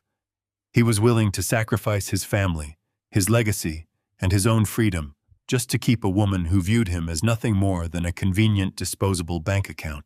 Gregory watched my face closely, his expression remaining perfectly stoic. He knew exactly what this kind of absolute betrayal did to a man. He leaned against the counter and began to softly explain the precise legal implications of the grand jury indictment he was already preparing to file. He detailed the specific federal statutes Brandon had violated, mapping out the devastating legal cascade that would inevitably follow once these documents were handed over to the authorities. He told me that we had the definitive proof required to freeze all of Megan's real estate assets by morning, completely dismantling her fraudulent empire before she could even walk down the aisle. As Gregory continued to outline the brutal mechanics of our impending legal strike, a sudden sharp vibration shattered the quiet intensity of the kitchen. The encrypted tablet I had carried down from the bedroom and placed near the edge of the granite island began to buzz frantically against the stone. The screen instantly woke from its dormant state, projecting a brilliant high-definition infrared video feed directly into the dim room. My breath caught in my throat, and Gregory immediately stopped speaking. We both leaned over the tablet, our eyes glued to the glowing digital display. The microscopic button camera I had embedded inside the spine of the leather-bound book was performing flawlessly. The night vision lens captured the entire expanse of my private study in stark, ghostly monochrome. For a brief second, the room appeared entirely empty, the large oil painting of the Seattle harbor hanging undisturbed on the far wall. Then, the heavy mahogany doors of the study slowly pushed open. Two distinct, highly recognizable figures stepped very cautiously directly into the frame. They moved with a desperate, frantic energy, their faces completely obscured by the deep shadows of the room, but their identities and their malicious intentions were incredibly clear. One figure held a small, focused flashlight sweeping the narrow beam across the floor to ceiling bookshelves, while the other moved directly toward the oil painting that concealed the vintage steel safe. Brandon and Megan had taken the bait perfectly. They had come for the physical master stock certificates, completely unaware that their every movement was being captured and broadcasted. Gregory and I stood shoulder to shoulder in the pitch-dark kitchen, perfectly silent. We were completely mesmerized, watching the glowing tablet screen with bated breath, as the final devastating act of this miserable family tragedy finally began to unfold right before our eyes. I stared at the glowing tablet screen, the harsh blue light reflecting in Gregory's unblinking eyes as we watched the high-definition monochrome feed. Brandon and Megan moved across the floor of my private study with practiced, deliberate stealth. The heavy mahogany doors had been pushed open without making a single sound. I had personally designed the central security architecture for this house, installing a highly sophisticated perimeter alarm that immediately alerted the local authorities to any unauthorized entry. Watching them navigate the room, a sudden sickening realization washed over me. Brandon had not picked a lock or shattered a window to gain entry into our home.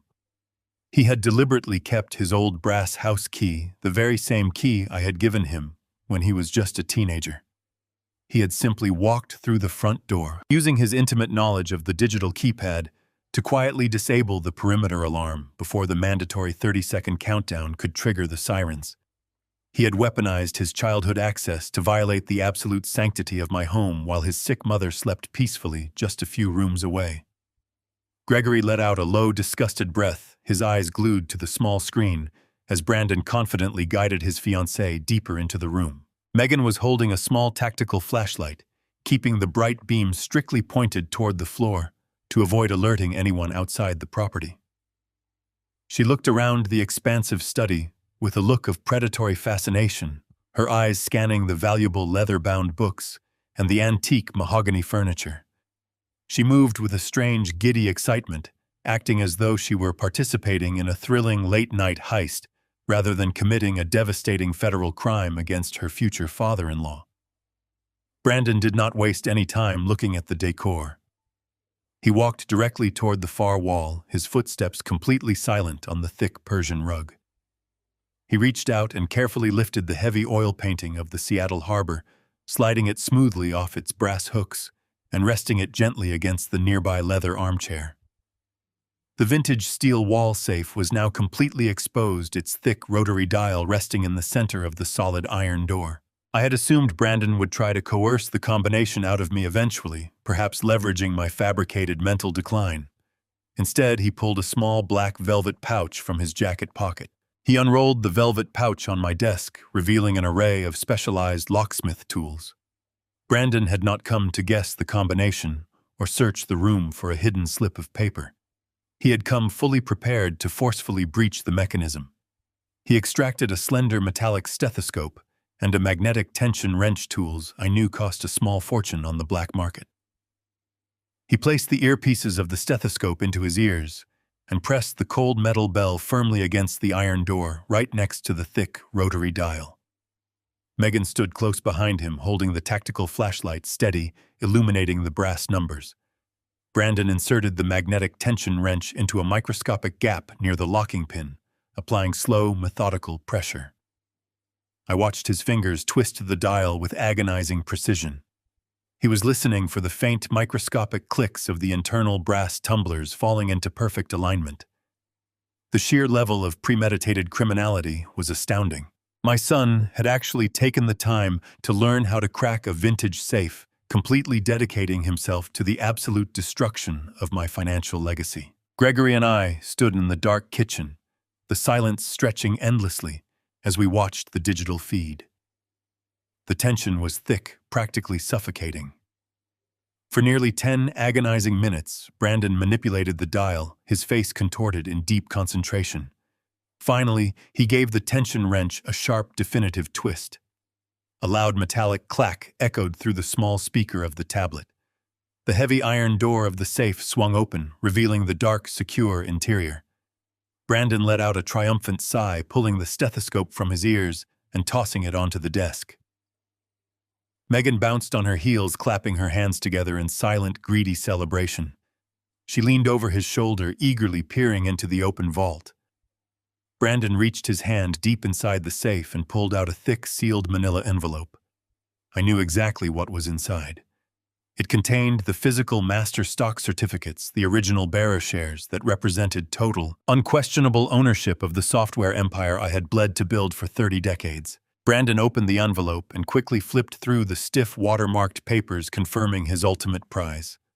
He smiled, handing the certificates to Megan, who clutched them to her chest as if they were winning lottery tickets. She had her $2 million real estate injection, and now they had the physical leverage to completely strip me of my corporate voting power. I expected them to close the safe, replace the painting, and leave the house as silently as they had entered. But Brandon did not close the iron door. He turned back to the safe, his greedy hands digging deeper into the hidden compartments. He pulled out a second, much thicker stack of documents held together by a heavy rubber band. I recognized the embossed seal on the top folder immediately. It was my official last will and testament, and directly beneath it were the comprehensive medical directives and advanced healthcare proxies I had drafted for both myself and Diane when her brutal autoimmune treatments had first began. My blood ran completely cold. Stealing the stock certificates was an act of corporate treason, a calculated financial strike designed to secure his undeserved power. But violating our medical directives and our final testamentary wishes was an act of profound, unforgivable psychological violence. Brandon placed the highly sensitive documents flat on the surface of my mahogany desk. He smoothed out the thick pages, his eyes scanning the private legal language that outlined the exact distribution of my personal estate and the strict parameters of our end-of-life medical care. Megan immediately pulled her smartphone from her designer purse. She activated the camera, the bright flash disabled, and began methodically snapping high-resolution photographs of every single page. She captured my private financial allocations, Diane's confidential medical vulnerabilities, and the legal protocols I had established to protect us if we ever became entirely incapacitated. They were aggressively compiling a devastating arsenal of our most intimate family secrets. Gregory placed a heavy, reassuring hand on my shoulder, his grip tightening as he watched the horrible scene unfold. This was not just a robbery. This was the methodical gathering of blackmail material. If I ever tried to challenge Brandon's sudden corporate ascension, or if I dared to expose his $2 million offshore embezzlement scheme, he was fully preparing to weaponize our own medical directives against us. He would use the exact legal documents I had created to protect Diane to completely seize medical and financial guardianship over both of us, trapping us in a nightmare of his own making. The sheer terrifying scope of his malice was finally laid bare on the glowing screen. I could not just sit in the silent kitchen and passively watch this absolute desecration of my family's remaining dignity. I reached across the cold granite island and picked up the pair of wireless noise-canceling headphones resting next to the tablet. I carefully placed the soft padded cups over my ears, syncing the Bluetooth connection to the hidden microscopic camera. The ambient silence of the kitchen vanished entirely. It was instantly replaced by the crystal-clear, highly amplified live audio feed streaming directly from my study, capturing every single treacherous whisper. The thick, soft leather ear cups sealed out the ambient noise of the dark, quiet kitchen. A low static hiss hummed before the audio feed stabilized, delivering the sounds of my private study directly into my ears. I could hear the sharp crinkle of the stiff medical directives, the heavy thud of the vintage steel safe door swinging on its hinges, and the greedy breathing of the two intruders. Gregory Thorne stood perfectly still beside me, his eyes locked on the glowing tablet screen, observing their movements, while I bore the weight of their spoken words. Megan let out a sharp, dramatic sigh, the sound echoing harshly through the microphone. She dropped a thick stack of my private financial ledgers onto the heavy mahogany desk and crossed her arms tightly. I watched on the screen as her face twisted into a mask of profound disgust. She complained that she could not stand being in this house for another second. She whined that the entire place constantly smelled of harsh antiseptic stale medicine and lingering sickness. She said breathing the same air as my dying wife was absolutely suffocating, demanding to know how much longer she had to pretend to care about a pathetic, senile old man. Brandon did not reprimand her for her staggering cruelty. He did not defend the mother who had loved him unconditionally. Instead, he stepped away from the open wall safe and wrapped his arms around her waist, pulling her close into an affectionate embrace. He kissed the top of her head, murmuring in a soothing, sickeningly sweet tone. He told her she only had to hold on for a little while longer. He promised her that the nightmare of dealing with us was almost completely over. I tightly gripped the cold granite kitchen island, my knuckles turning white as I listened to the sun. I raised calmly, articulate the destruction of my life. Brandon instructed her to smile through the wedding. He told her to play the beautiful, gracious bride for the high society guests and wealthy investors they were desperate to impress. He said they would take their luxury honeymoon exactly as planned, maintaining the perfect illusion of a grieving but resilient couple stepping into their rightful future. Then Brandon's voice dropped an octave, transforming from the soothing tone of a lover into the cold, calculated cadence of a corporate assassin. He explained the ultimate horrifying phase of his master plan. He said that the very morning after they returned from Italy, his private lawyer would march directly into the state courthouse and file a motion for an emergency medical conservatorship. He tapped his finger against the thick stack of medical directives resting on my desk. He told Megan that they now possessed the exact legal documents required to prove I was entirely unfit to manage my affairs. Brandon laid out his strategy with terrifying precision. He bragged about how easily he had manipulated the corporate board of directors over the past month. He said he had successfully seeded the narrative of my rapid cognitive decline, pointing to my fabricated memory lapses and my erratic withdrawal from executive duties. He would use the sworn testimonies of those very board members, combined with the intimate medical records he had just stolen, to convince a judge that I was a severe danger to myself. The emergency conservatorship would grant Brandon absolute control over my financial assets, corporate voting rights, and personal health care decisions. He was legally erasing my existence. On the screen, Megan's posture relaxed. Her greedy smile returned, illuminated by the flashlight she had casually tossed onto the desk. She traced her perfectly manicured fingernail over the embossed seal of my last will and testament. She told Brandon he was a brilliant genius, praising him for orchestrating the perfect hostile takeover of his own family.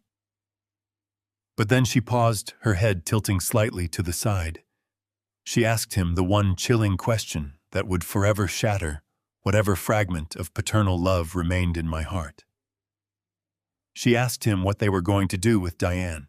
My breath caught in my throat.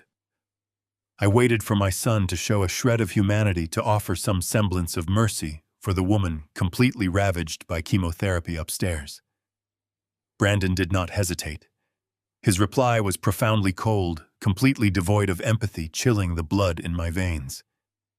He stated that Diane was rapidly becoming a massive financial liability and a logistical burden they simply could not afford to shoulder. He coldly stated they would immediately stick her in a cheap state-run medical facility the moment the conservatorship was legally granted.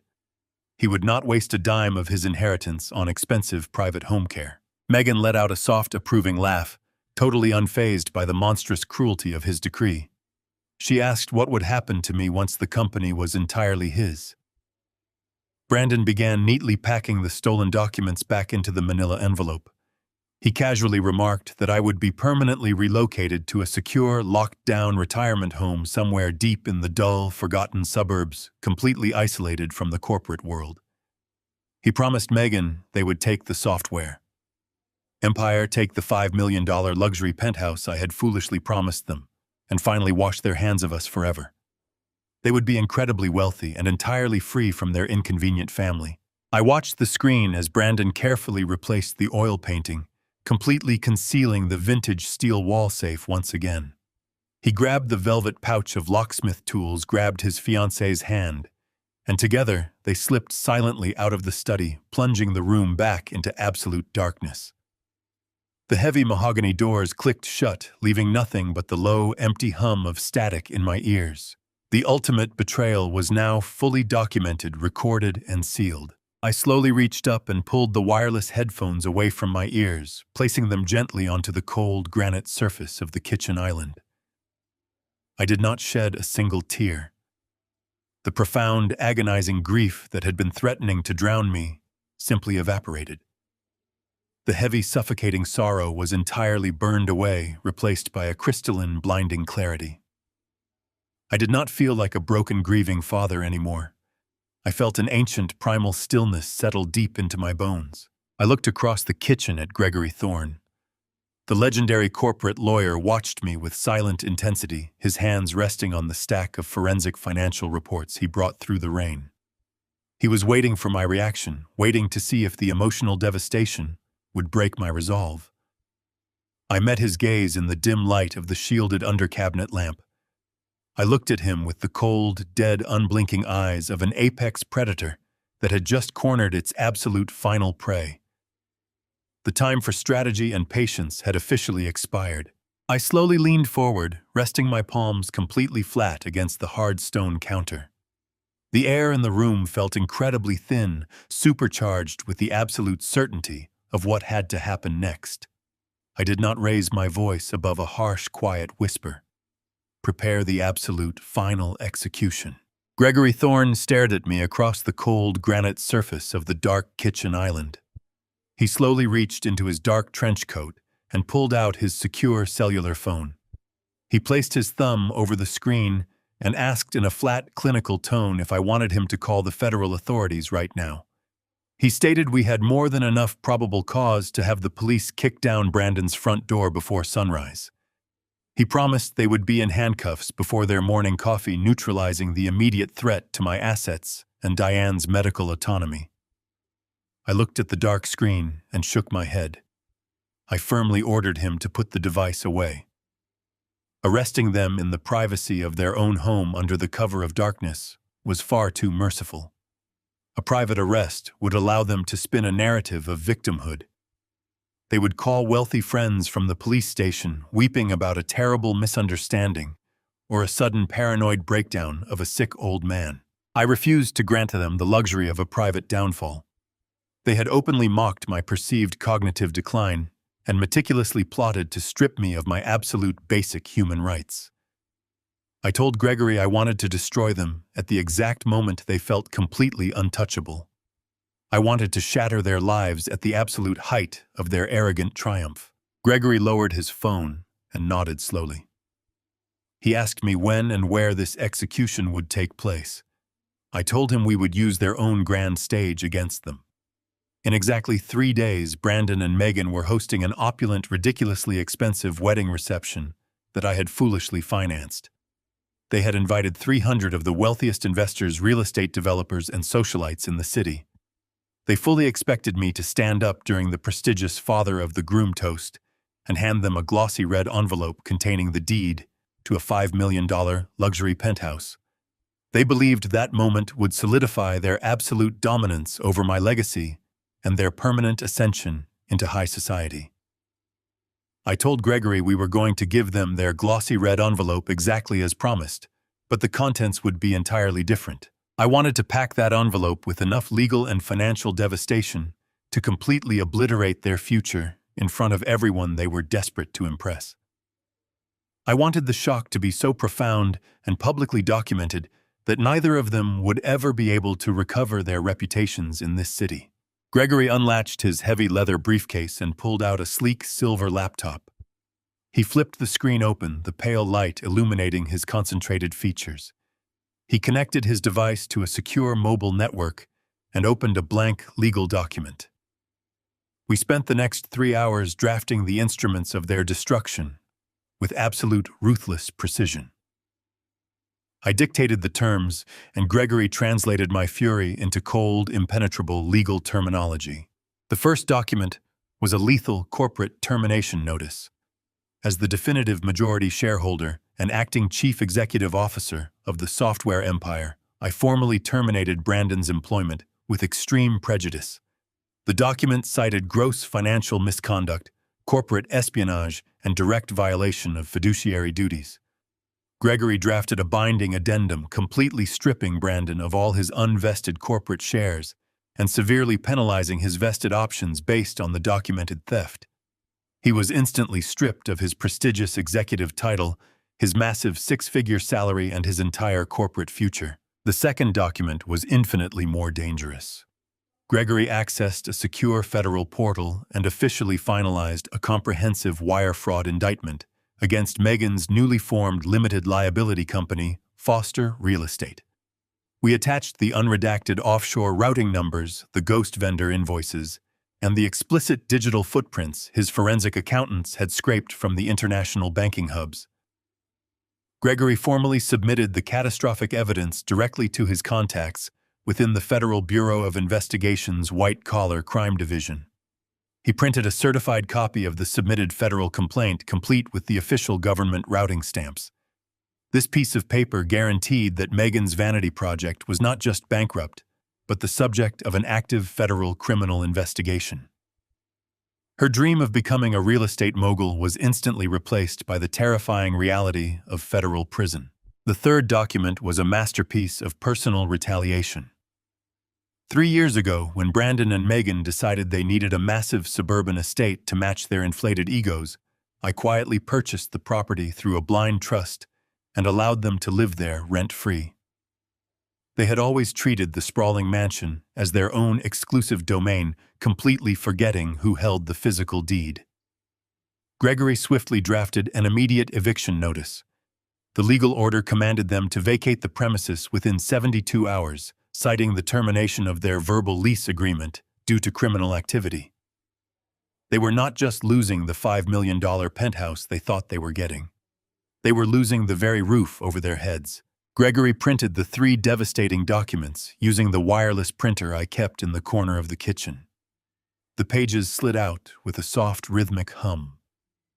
I gathered the warm papers, stacking them together with meticulous care. I walked to the counter where I had placed the glossy red envelope intended for the penthouse deed. I slid the termination notice, the federal wire fraud indictment, and the immediate eviction order deep inside the red paper sleeve. I sealed the flap, pressing my thumb firmly along the adhesive edge. The envelope felt incredibly heavy in my hands, completely loaded with the absolute destruction of my ruthless son and his wicked fiancée. Gregory packed his equipment, gave me one reassuring nod, and slipped out the back door, vanishing into the Seattle night. The next 3 long days passed in a surreal, entirely dreamlike blur. I continued to play the frail, broken old man, nodding weakly, as Megan complained about the floral arrangements, and Brandon arrogantly finalized his corporate takeover plans. I watched them gloat, secure in the knowledge that their entire world was about to violently collapse. I savored every single second of their fragile, impending, absolute destruction. Finally, the morning of the wedding arrived. The master suite was filled with the crisp morning light breaking through the heavy coastal fog. I stood quietly in front of the large vanity mirror, meticulously adjusting the silk tie of my tailored tuxedo. The glossy red envelope rested securely inside my inner breast pocket, sitting perfectly flush against my chest. My secure tablet was open on the dresser, displaying the final digital signature page for the Federal Bureau of Investigation's criminal complaint. I took a deep, steadying breath, reached out, and firmly pressed my finger against the glass, officially executing the legal strike. I closed the tablet just as the bedroom door opened. Diane walked in wearing a beautiful flowing gown, looking pale but incredibly happy. She smiled warmly, entirely oblivious to the impending chaos, and gently placed her hand on my shoulder. She looked at my reflection in the bright silver mirror and softly asked me if I was finally ready for our son's big day. I turned away from the glass and looked at my beautiful wife, offering her a gentle smile that completely masked the storm raging inside my chest. I took her soft, delicate hand gently in mine and truthfully told her that I was more than ready. We descended the grand staircase of our home and stepped out into the crisp Seattle morning. A sleek black limousine was waiting in the circular driveway, completely paid for by the very corporate funds my son had mercilessly looted. The drive into the city center was quiet. Diane rested her head against the cool leather interior, conserving her fragile energy for the massive social spectacle ahead. We arrived at the Four Seasons Hotel just before noon. The sheer scale of the wedding reception was an absolute grotesque display of stolen wealth. Brandon and Megan had rented the largest, most exclusive ballroom the venue had to offer. As we walked through the towering mahogany double doors, I felt a sharp wave of profound disgust wash over me. 500 guests filled the massive space, a sprawling sea of wealthy investors, local celebrities, and ambitious real estate developers.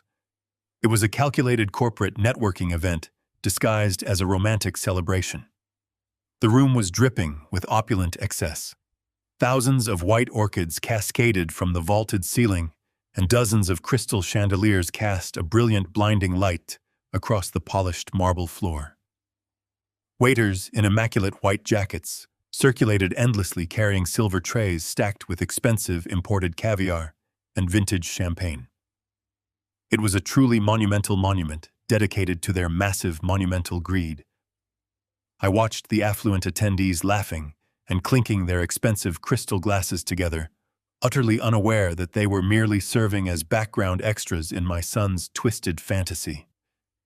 The sheer volume of the floral arrangements alone could have comfortably funded an entire hospital ward for a month, yet here they were, slowly wilting under the intense heat of the theatrical lighting. Every single detail had been meticulously designed to project an image of untouchable aristocratic power. In the center of the room, flanking the massive dance floor, stood 4 towering ice sculptures, shaped like majestic swans. They gleamed under the custom lighting rigs, slowly melting into large silver basins. I knew exactly how much those ridiculous carvings cost, and I knew exactly which forged invoice had covered the exorbitant expense. Megan was holding court near the towering multi-tiered wedding cake, completely surrounded by a tight circle of her sycophantic bridesmaids. She was parading around in a custom designer wedding dress that easily cost $30,000. The intricate lace and heavy silk trailed behind her, every single thread financed by the fake offshore shell corporations we had traced just hours ago. She did not look like a woman celebrating a sacred union. She looked like a triumphant predator flaunting her ultimate kill. In one hand, she clutched a crystal flute filled with champagne, and in the other, she balanced her smartphone on a silver gimbal. She was live-streaming every single second of the reception, to her thousands of superficial online followers, pouting her lips and twirling in her stolen gown. She narrated the spectacular event with a shrill, breathless excitement, constantly boasting about the exclusive venue and the incredible luxury of her brand-new life. She believed she was a newly crowned queen of the Seattle elite, utterly oblivious to the fact that her entire kingdom was built on federal wire fraud and was scheduled for imminent absolute demolition. I guided Diane through the dense, glittering crowd toward the elevated head table positioned at the very front of the grand ballroom. We took our assigned seats on the far edge of the long, silk-draped table, physically marginalized from the glowing center of attention. I sat quietly sipping a glass of sparkling water, feeling the heavy, glossy red envelope resting against my chest. Diane sat closely beside me, looking incredibly pale and thoroughly exhausted under the harsh venue lights. She was smiling bravely, offering polite nods to passing guests, determined to witness her only son celebrate his monumental day. She wore a beautifully styled, expensive wig to hide the harsh, undeniable scars of her aggressive chemotherapy treatments. Her hands trembled slightly as she smoothed the fabric of her elegant dress, a silent testament to the immense physical toll the evening was already demanding of her frail body. Brandon strutted across the room like a victorious conqueror. He worked the massive crowd with practiced, arrogant ease, shaking hands with powerful corporate executives and slapping wealthy venture capitalists on the back. He wore a custom-tailored tuxedo that fit his inflated ego perfectly. He spent the first 3 hours of the reception exclusively catering to the influential guests, entirely ignoring the elevated head table where his parents sat in the shadows. He did not come over to ask his mother how she was feeling. He did not offer me a single glance of acknowledgement. We were nothing more than inconvenient props in his elaborate theatrical production, useful only for the $5 million penthouse deed he fully expected me to hand over before the night concluded. His utter lack of basic filial respect was no longer just a private family tragedy. It was now a grotesque public exhibition. He seemed entirely disconnected from the reality of his mother's immense suffering, deeply blinded by the intoxicating allure of his freshly stolen wealth. As the evening relentlessly marched forward, the loud pulsating music grew increasingly deafening, and the alcohol flowed without any restraint. Megan became heavily intoxicated, her shrill laughter cutting sharply through the ambient noise of the crowded ballroom. She abandoned her designated seat at the center of the head table, opting instead to dance wildly with her bridesmaids and pose for an endless stream of digital photographs. Her movements became sloppy, her carefully crafted, elegant facade slowly slipping away to reveal the raw, desperate attention seeker underneath.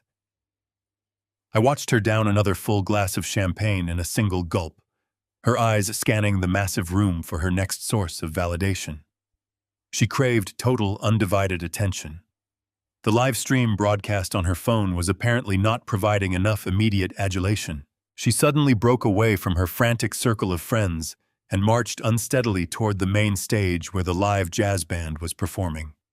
She rudely pushed past the lead singer and forcefully grabbed the heavy silver microphone from the metal stand. The sudden harsh feedback echoed loudly across the cavernous room, instantly silencing the 500 guests. Brandon stopped mid-sentence in his conversation with a prominent developer, turning to look at his bride with a sudden flash of genuine panic. Megan swayed slightly on her high heels, tapping the microphone with her manicured fingernails to ensure it was active. She stared directly at the elevated head table, her glassy, intoxicated eyes locking onto my fragile wife. A wicked, malicious smirk spread slowly across her flushed face.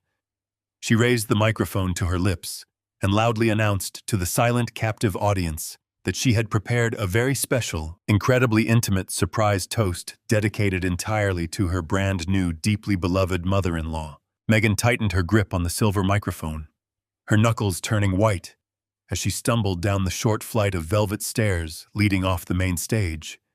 The camera lens of her smartphone remained pointed outward, capturing every frantic, blurry angle of her descent. The heavy silence in the grand ballroom was suffocating, broken only by the sharp, erratic clicking of her high heels against the polished marble floor. She bypassed the wealthy investors and corporate executives, weaving a staggering, unpredictable path directly toward the elevated head table where my wife and I sat in the shadows. She raised the microphone back to her painted lips. Her voice boomed through the massive concert speakers, slurred and dripping with malicious theatricality. She declared to the captive audience that weddings were historically built on grand illusions, fake smiles, and expensive lies.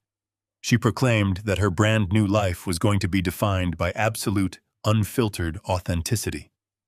She told the crowd that it was finally time for some raw truth, declaring loudly that this family needed to start stripping away their fake layers and embracing reality. Every single word was a calculated, drunken dagger aimed directly at the frail woman sitting beside me. Megan reached the back of our long table. She did not pause to catch her breath. She did not hesitate for a single second. Before I could even register the violent shift in her physical momentum, she lunged forward. Her hand shot out with blinding, vicious speed. She wrapped her fingers tightly into the carefully styled synthetic hair resting securely on my wife's head. With one swift, aggressive, and deeply violent motion, she yanked her arm backward. She forcefully ripped the expensive wig completely off Diane's head. The sudden, brutal action left my wife totally exposed under the harsh, unforgiving glare of a dozen towering crystal chandeliers. Diane's patchy, deeply scarred scalp, the undeniable raw physical evidence of her grueling battle against cancer, was instantly displayed to 500 complete strangers. A collective, horrifying gasp echoed loudly through the cavernous ballroom. Waiters froze in place, dropping heavy silver trays that clattered violently against the marble floor. But the absolute shock was not entirely universal. From a reserved table near the illuminated dance floor, a small, tight group of Megan's superficial influencer friends erupted. They actually threw their heads back and laughed. It was a sharp, mocking, incredibly hollow sound that sliced through the heavy tension like a serrated blade.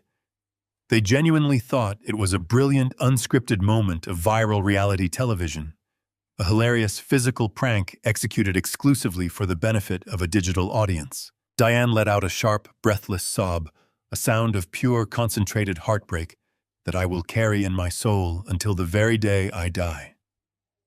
She immediately shrank down into herself, collapsing forward against the smooth, white silk tablecloth. Her frail, trembling hands shot upward to frantically cover her brutally exposed scalp, her thin fingers shaking violently as she wept in absolute paralyzing humiliation. She tried desperately to make herself as physically small as possible, hiding her tearful face behind her thin arms, completely shattered by the monstrous cruelty of a woman she had graciously welcomed into our family. I snapped my intense gaze toward the center of the huge room, looking directly for my son. I fully expected to see a sudden flash of profound horror, a brief moment of defensive realization. Instead, Brandon simply stood on the edge of the elevated stage, his hands casually resting inside the deep pockets of his expensive custom tuxedo. He actively watched his sick mother sobbing in total public degradation and did absolutely nothing to intervene.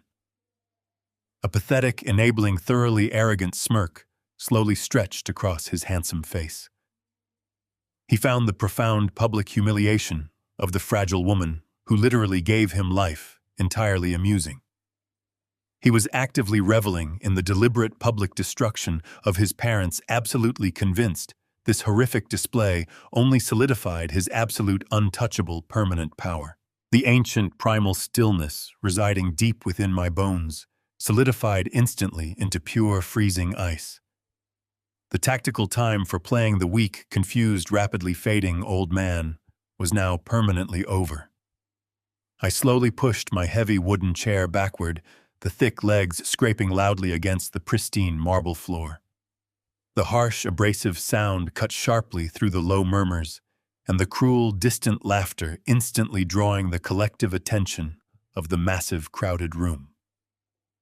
I stood up to my absolute full height, straightening my tired spine and slowly expanding my broad shoulders, projecting the exact commanding authority I had ruthlessly wielded for 3 long decades. The entire lavish ballroom fell instantly, terrifyingly silent.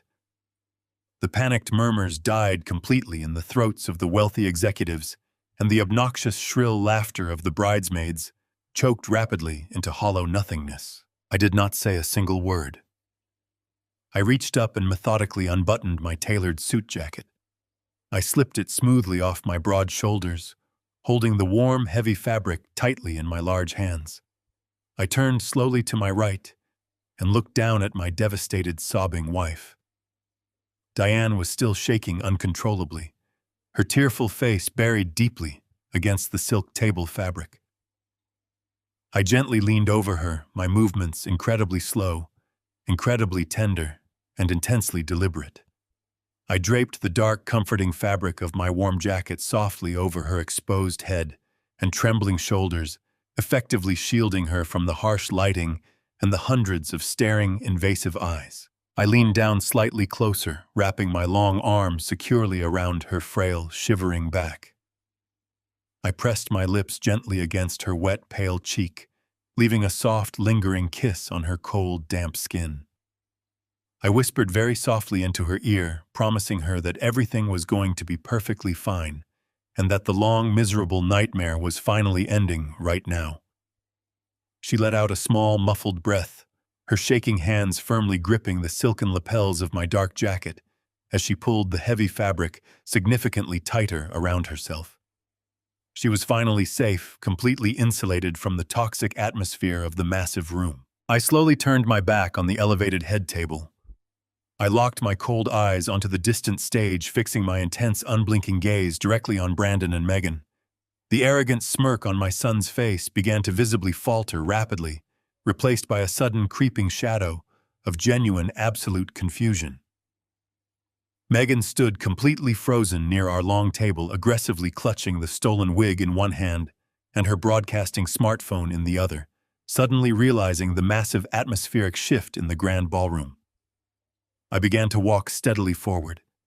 I moved with a lethal, terrifying calmness, my heavy footsteps echoing evenly across the polished marble floor. The dense crowd of wealthy socialites and powerful investors instinctively parted before me, physically backing away from the absolute radiating fury constantly rolling off my rigid body. They parted like rushing water, leaving a perfectly clear, completely unobstructed path directly toward the bright center stage. I was no longer the fading patriarch surrendering his legacy. I was the ruthless architect of their impending destruction, and the final grand public execution was about to finally begin. I stepped onto the elevated platform, my polished shoes making no sound against the thick carpeting. The live jazz band had completely stopped playing, the musicians staring at me with wide, uncertain eyes. Megan shrank back as I approached, her drunken bravado rapidly evaporating under the crushing weight of my unblinking stare. She instinctively pulled the heavy silver microphone tightly to her chest, as if it could somehow protect her from the storm she had just unleashed. She let out a high, incredibly nervous giggle that sounded like breaking glass in the dead silence of the massive room. She stammered into the microphone, her slurred voice echoing weakly, desperately attempting to assure the horrified crowd that she was only playing a harmless, light-hearted joke. I did not acknowledge her pathetic attempt at damage control. I simply extended my right hand, holding my empty palm open, and silently, firmly demanded that she immediately surrender the stolen device. She stared at me, her brightly painted lips trembling uncontrollably, and slowly surrendered the microphone, her weak fingers slipping limply from the smooth, cool metal shaft. I slowly turned to face the vast, completely silent sea of stunned, breathless faces. 500 of the most powerful, influential citizens in Seattle sat perfectly frozen at their lavish tables, their expensive champagne glasses resting untouched on the white silk tablecloths. I reached into the inner breast pocket of my tailored tuxedo and slowly extracted the thick, glossy red envelope. I held it up under the brilliant glare of the theatrical stage lights, letting the vibrant crimson paper catch the reflection of the towering crystal chandeliers. My voice boomed through the massive concert speakers, deep, resonant, and dripping with absolute lethal authority. I announced to the silent room that my beautiful brand-new daughter-in-law clearly possessed a deep, passionate love for unexpected public surprises. I slowly turned my head, locking my icy gaze directly onto my son, who was standing completely paralyzed at the edge of the stage.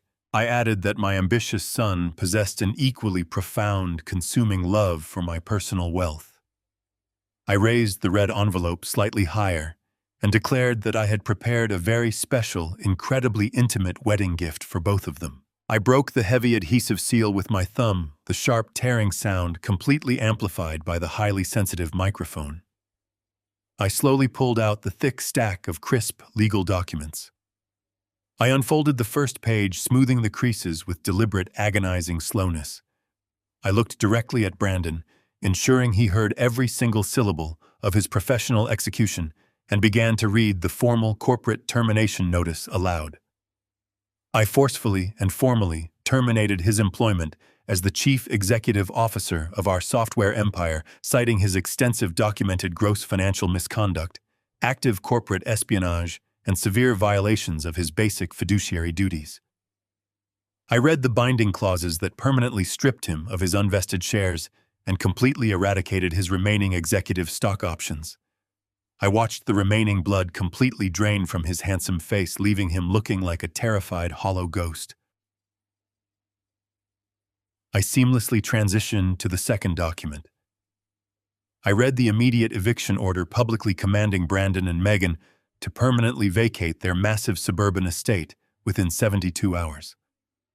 I explicitly informed the crowd that the sprawling mansion they had constantly bragged about was legally owned by a blind trust that I personally controlled, and their verbal lease was now entirely terminated due to active criminal behavior. The silence in the ballroom was absolute, profound, and devastating.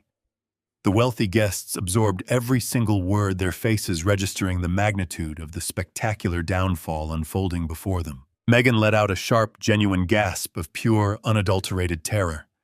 Her fake, carefully constructed smile violently collapsed, replaced by a mask of absolute devastating panic. She finally realized the staggering magnitude of her catastrophic miscalculation. I reached into my left pocket and pulled out a small black remote control, a device I had quietly confiscated from the audio-visual technician earlier that afternoon. I pointed the remote toward the massive projector screens flanking the dance floor and pressed the activation button. The towering screens immediately switched from their looped montage of heavily edited romantic engagement photographs. They were instantly replaced by the stark, undeniable high-resolution images of Gregory Thorne's forensic accounting charts. The massive displays highlighted the complex web of fake offshore shell corporations, the fabricated vendor invoices, and the exact digital routing numbers.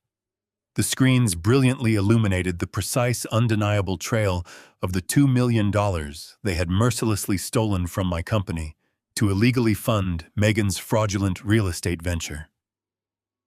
Large red circles highlighted the exact transfers, clearly exposing the fraudulent limited liability company Megan had used to funnel the stolen corporate funds.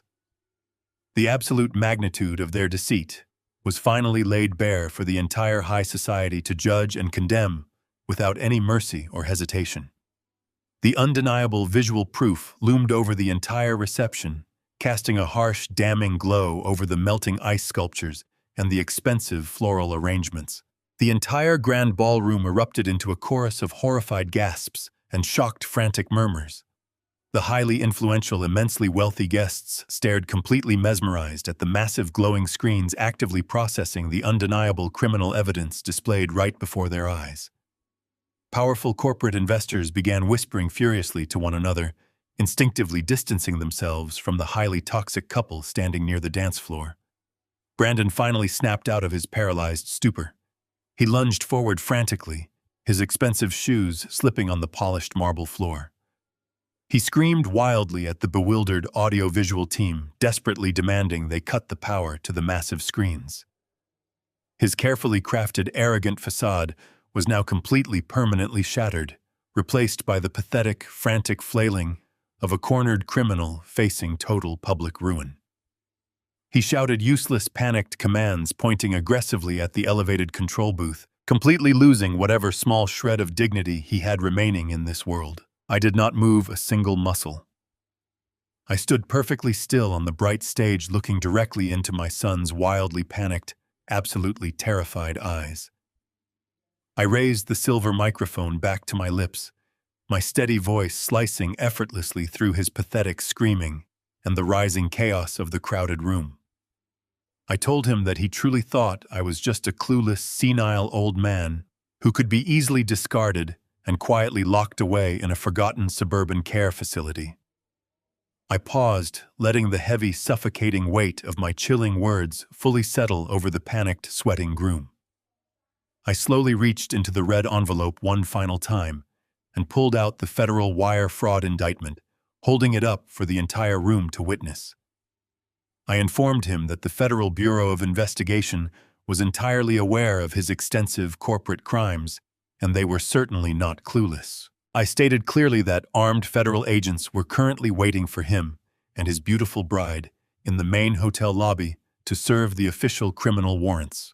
Right on cue, the distant piercing wail of approaching police sirens began to echo loudly outside the heavy hotel doors, signaling the end of his stolen life. The heavy gold-plated doors of the Four Seasons Grand Ballroom violently burst open, shattering the frozen tableau of the reception.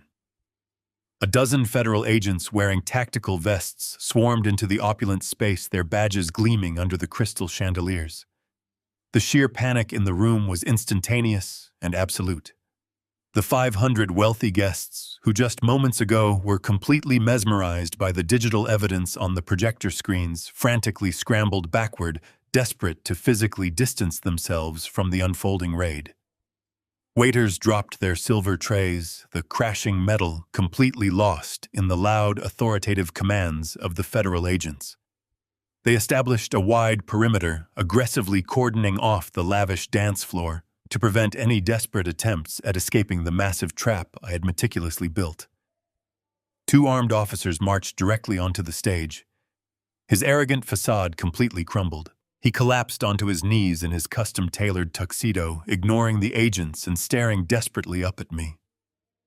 He clasped his trembling hands together, openly weeping, and pathetically begged his father to stop this nightmare. I looked down at the son I had raised, feeling absolutely nothing but a cold, heavy emptiness. I simply turned my back on him. From the center of the dance floor, a piercing, hysterical scream ripped through the air. Megan was violently thrashing against a female agent, her expensive designer wedding gown tearing as the cold steel handcuffs clicked forcefully over her wrists. She kicked and sobbed wildly, demanding to speak to a lawyer. During the chaotic struggle, her broadcasting smartphone slipped from her sweaty fingers. The device clattered heavily onto the polished marble floor. The cracked glass screen reflecting the bright stage lights, still flawlessly live streaming her horrific, humiliating arrest to her thousands of shocked followers. 6 months later, the toxic dust had finally settled over our lives. Brandon and Megan were sitting in separate federal detention facilities, denied bail and miserably awaiting their criminal sentencing for massive corporate fraud. Their incredibly greedy, deeply malicious scheme to steal my assets had resulted in absolute ruin, completely destroying the glamorous future they had illegally attempted to secure.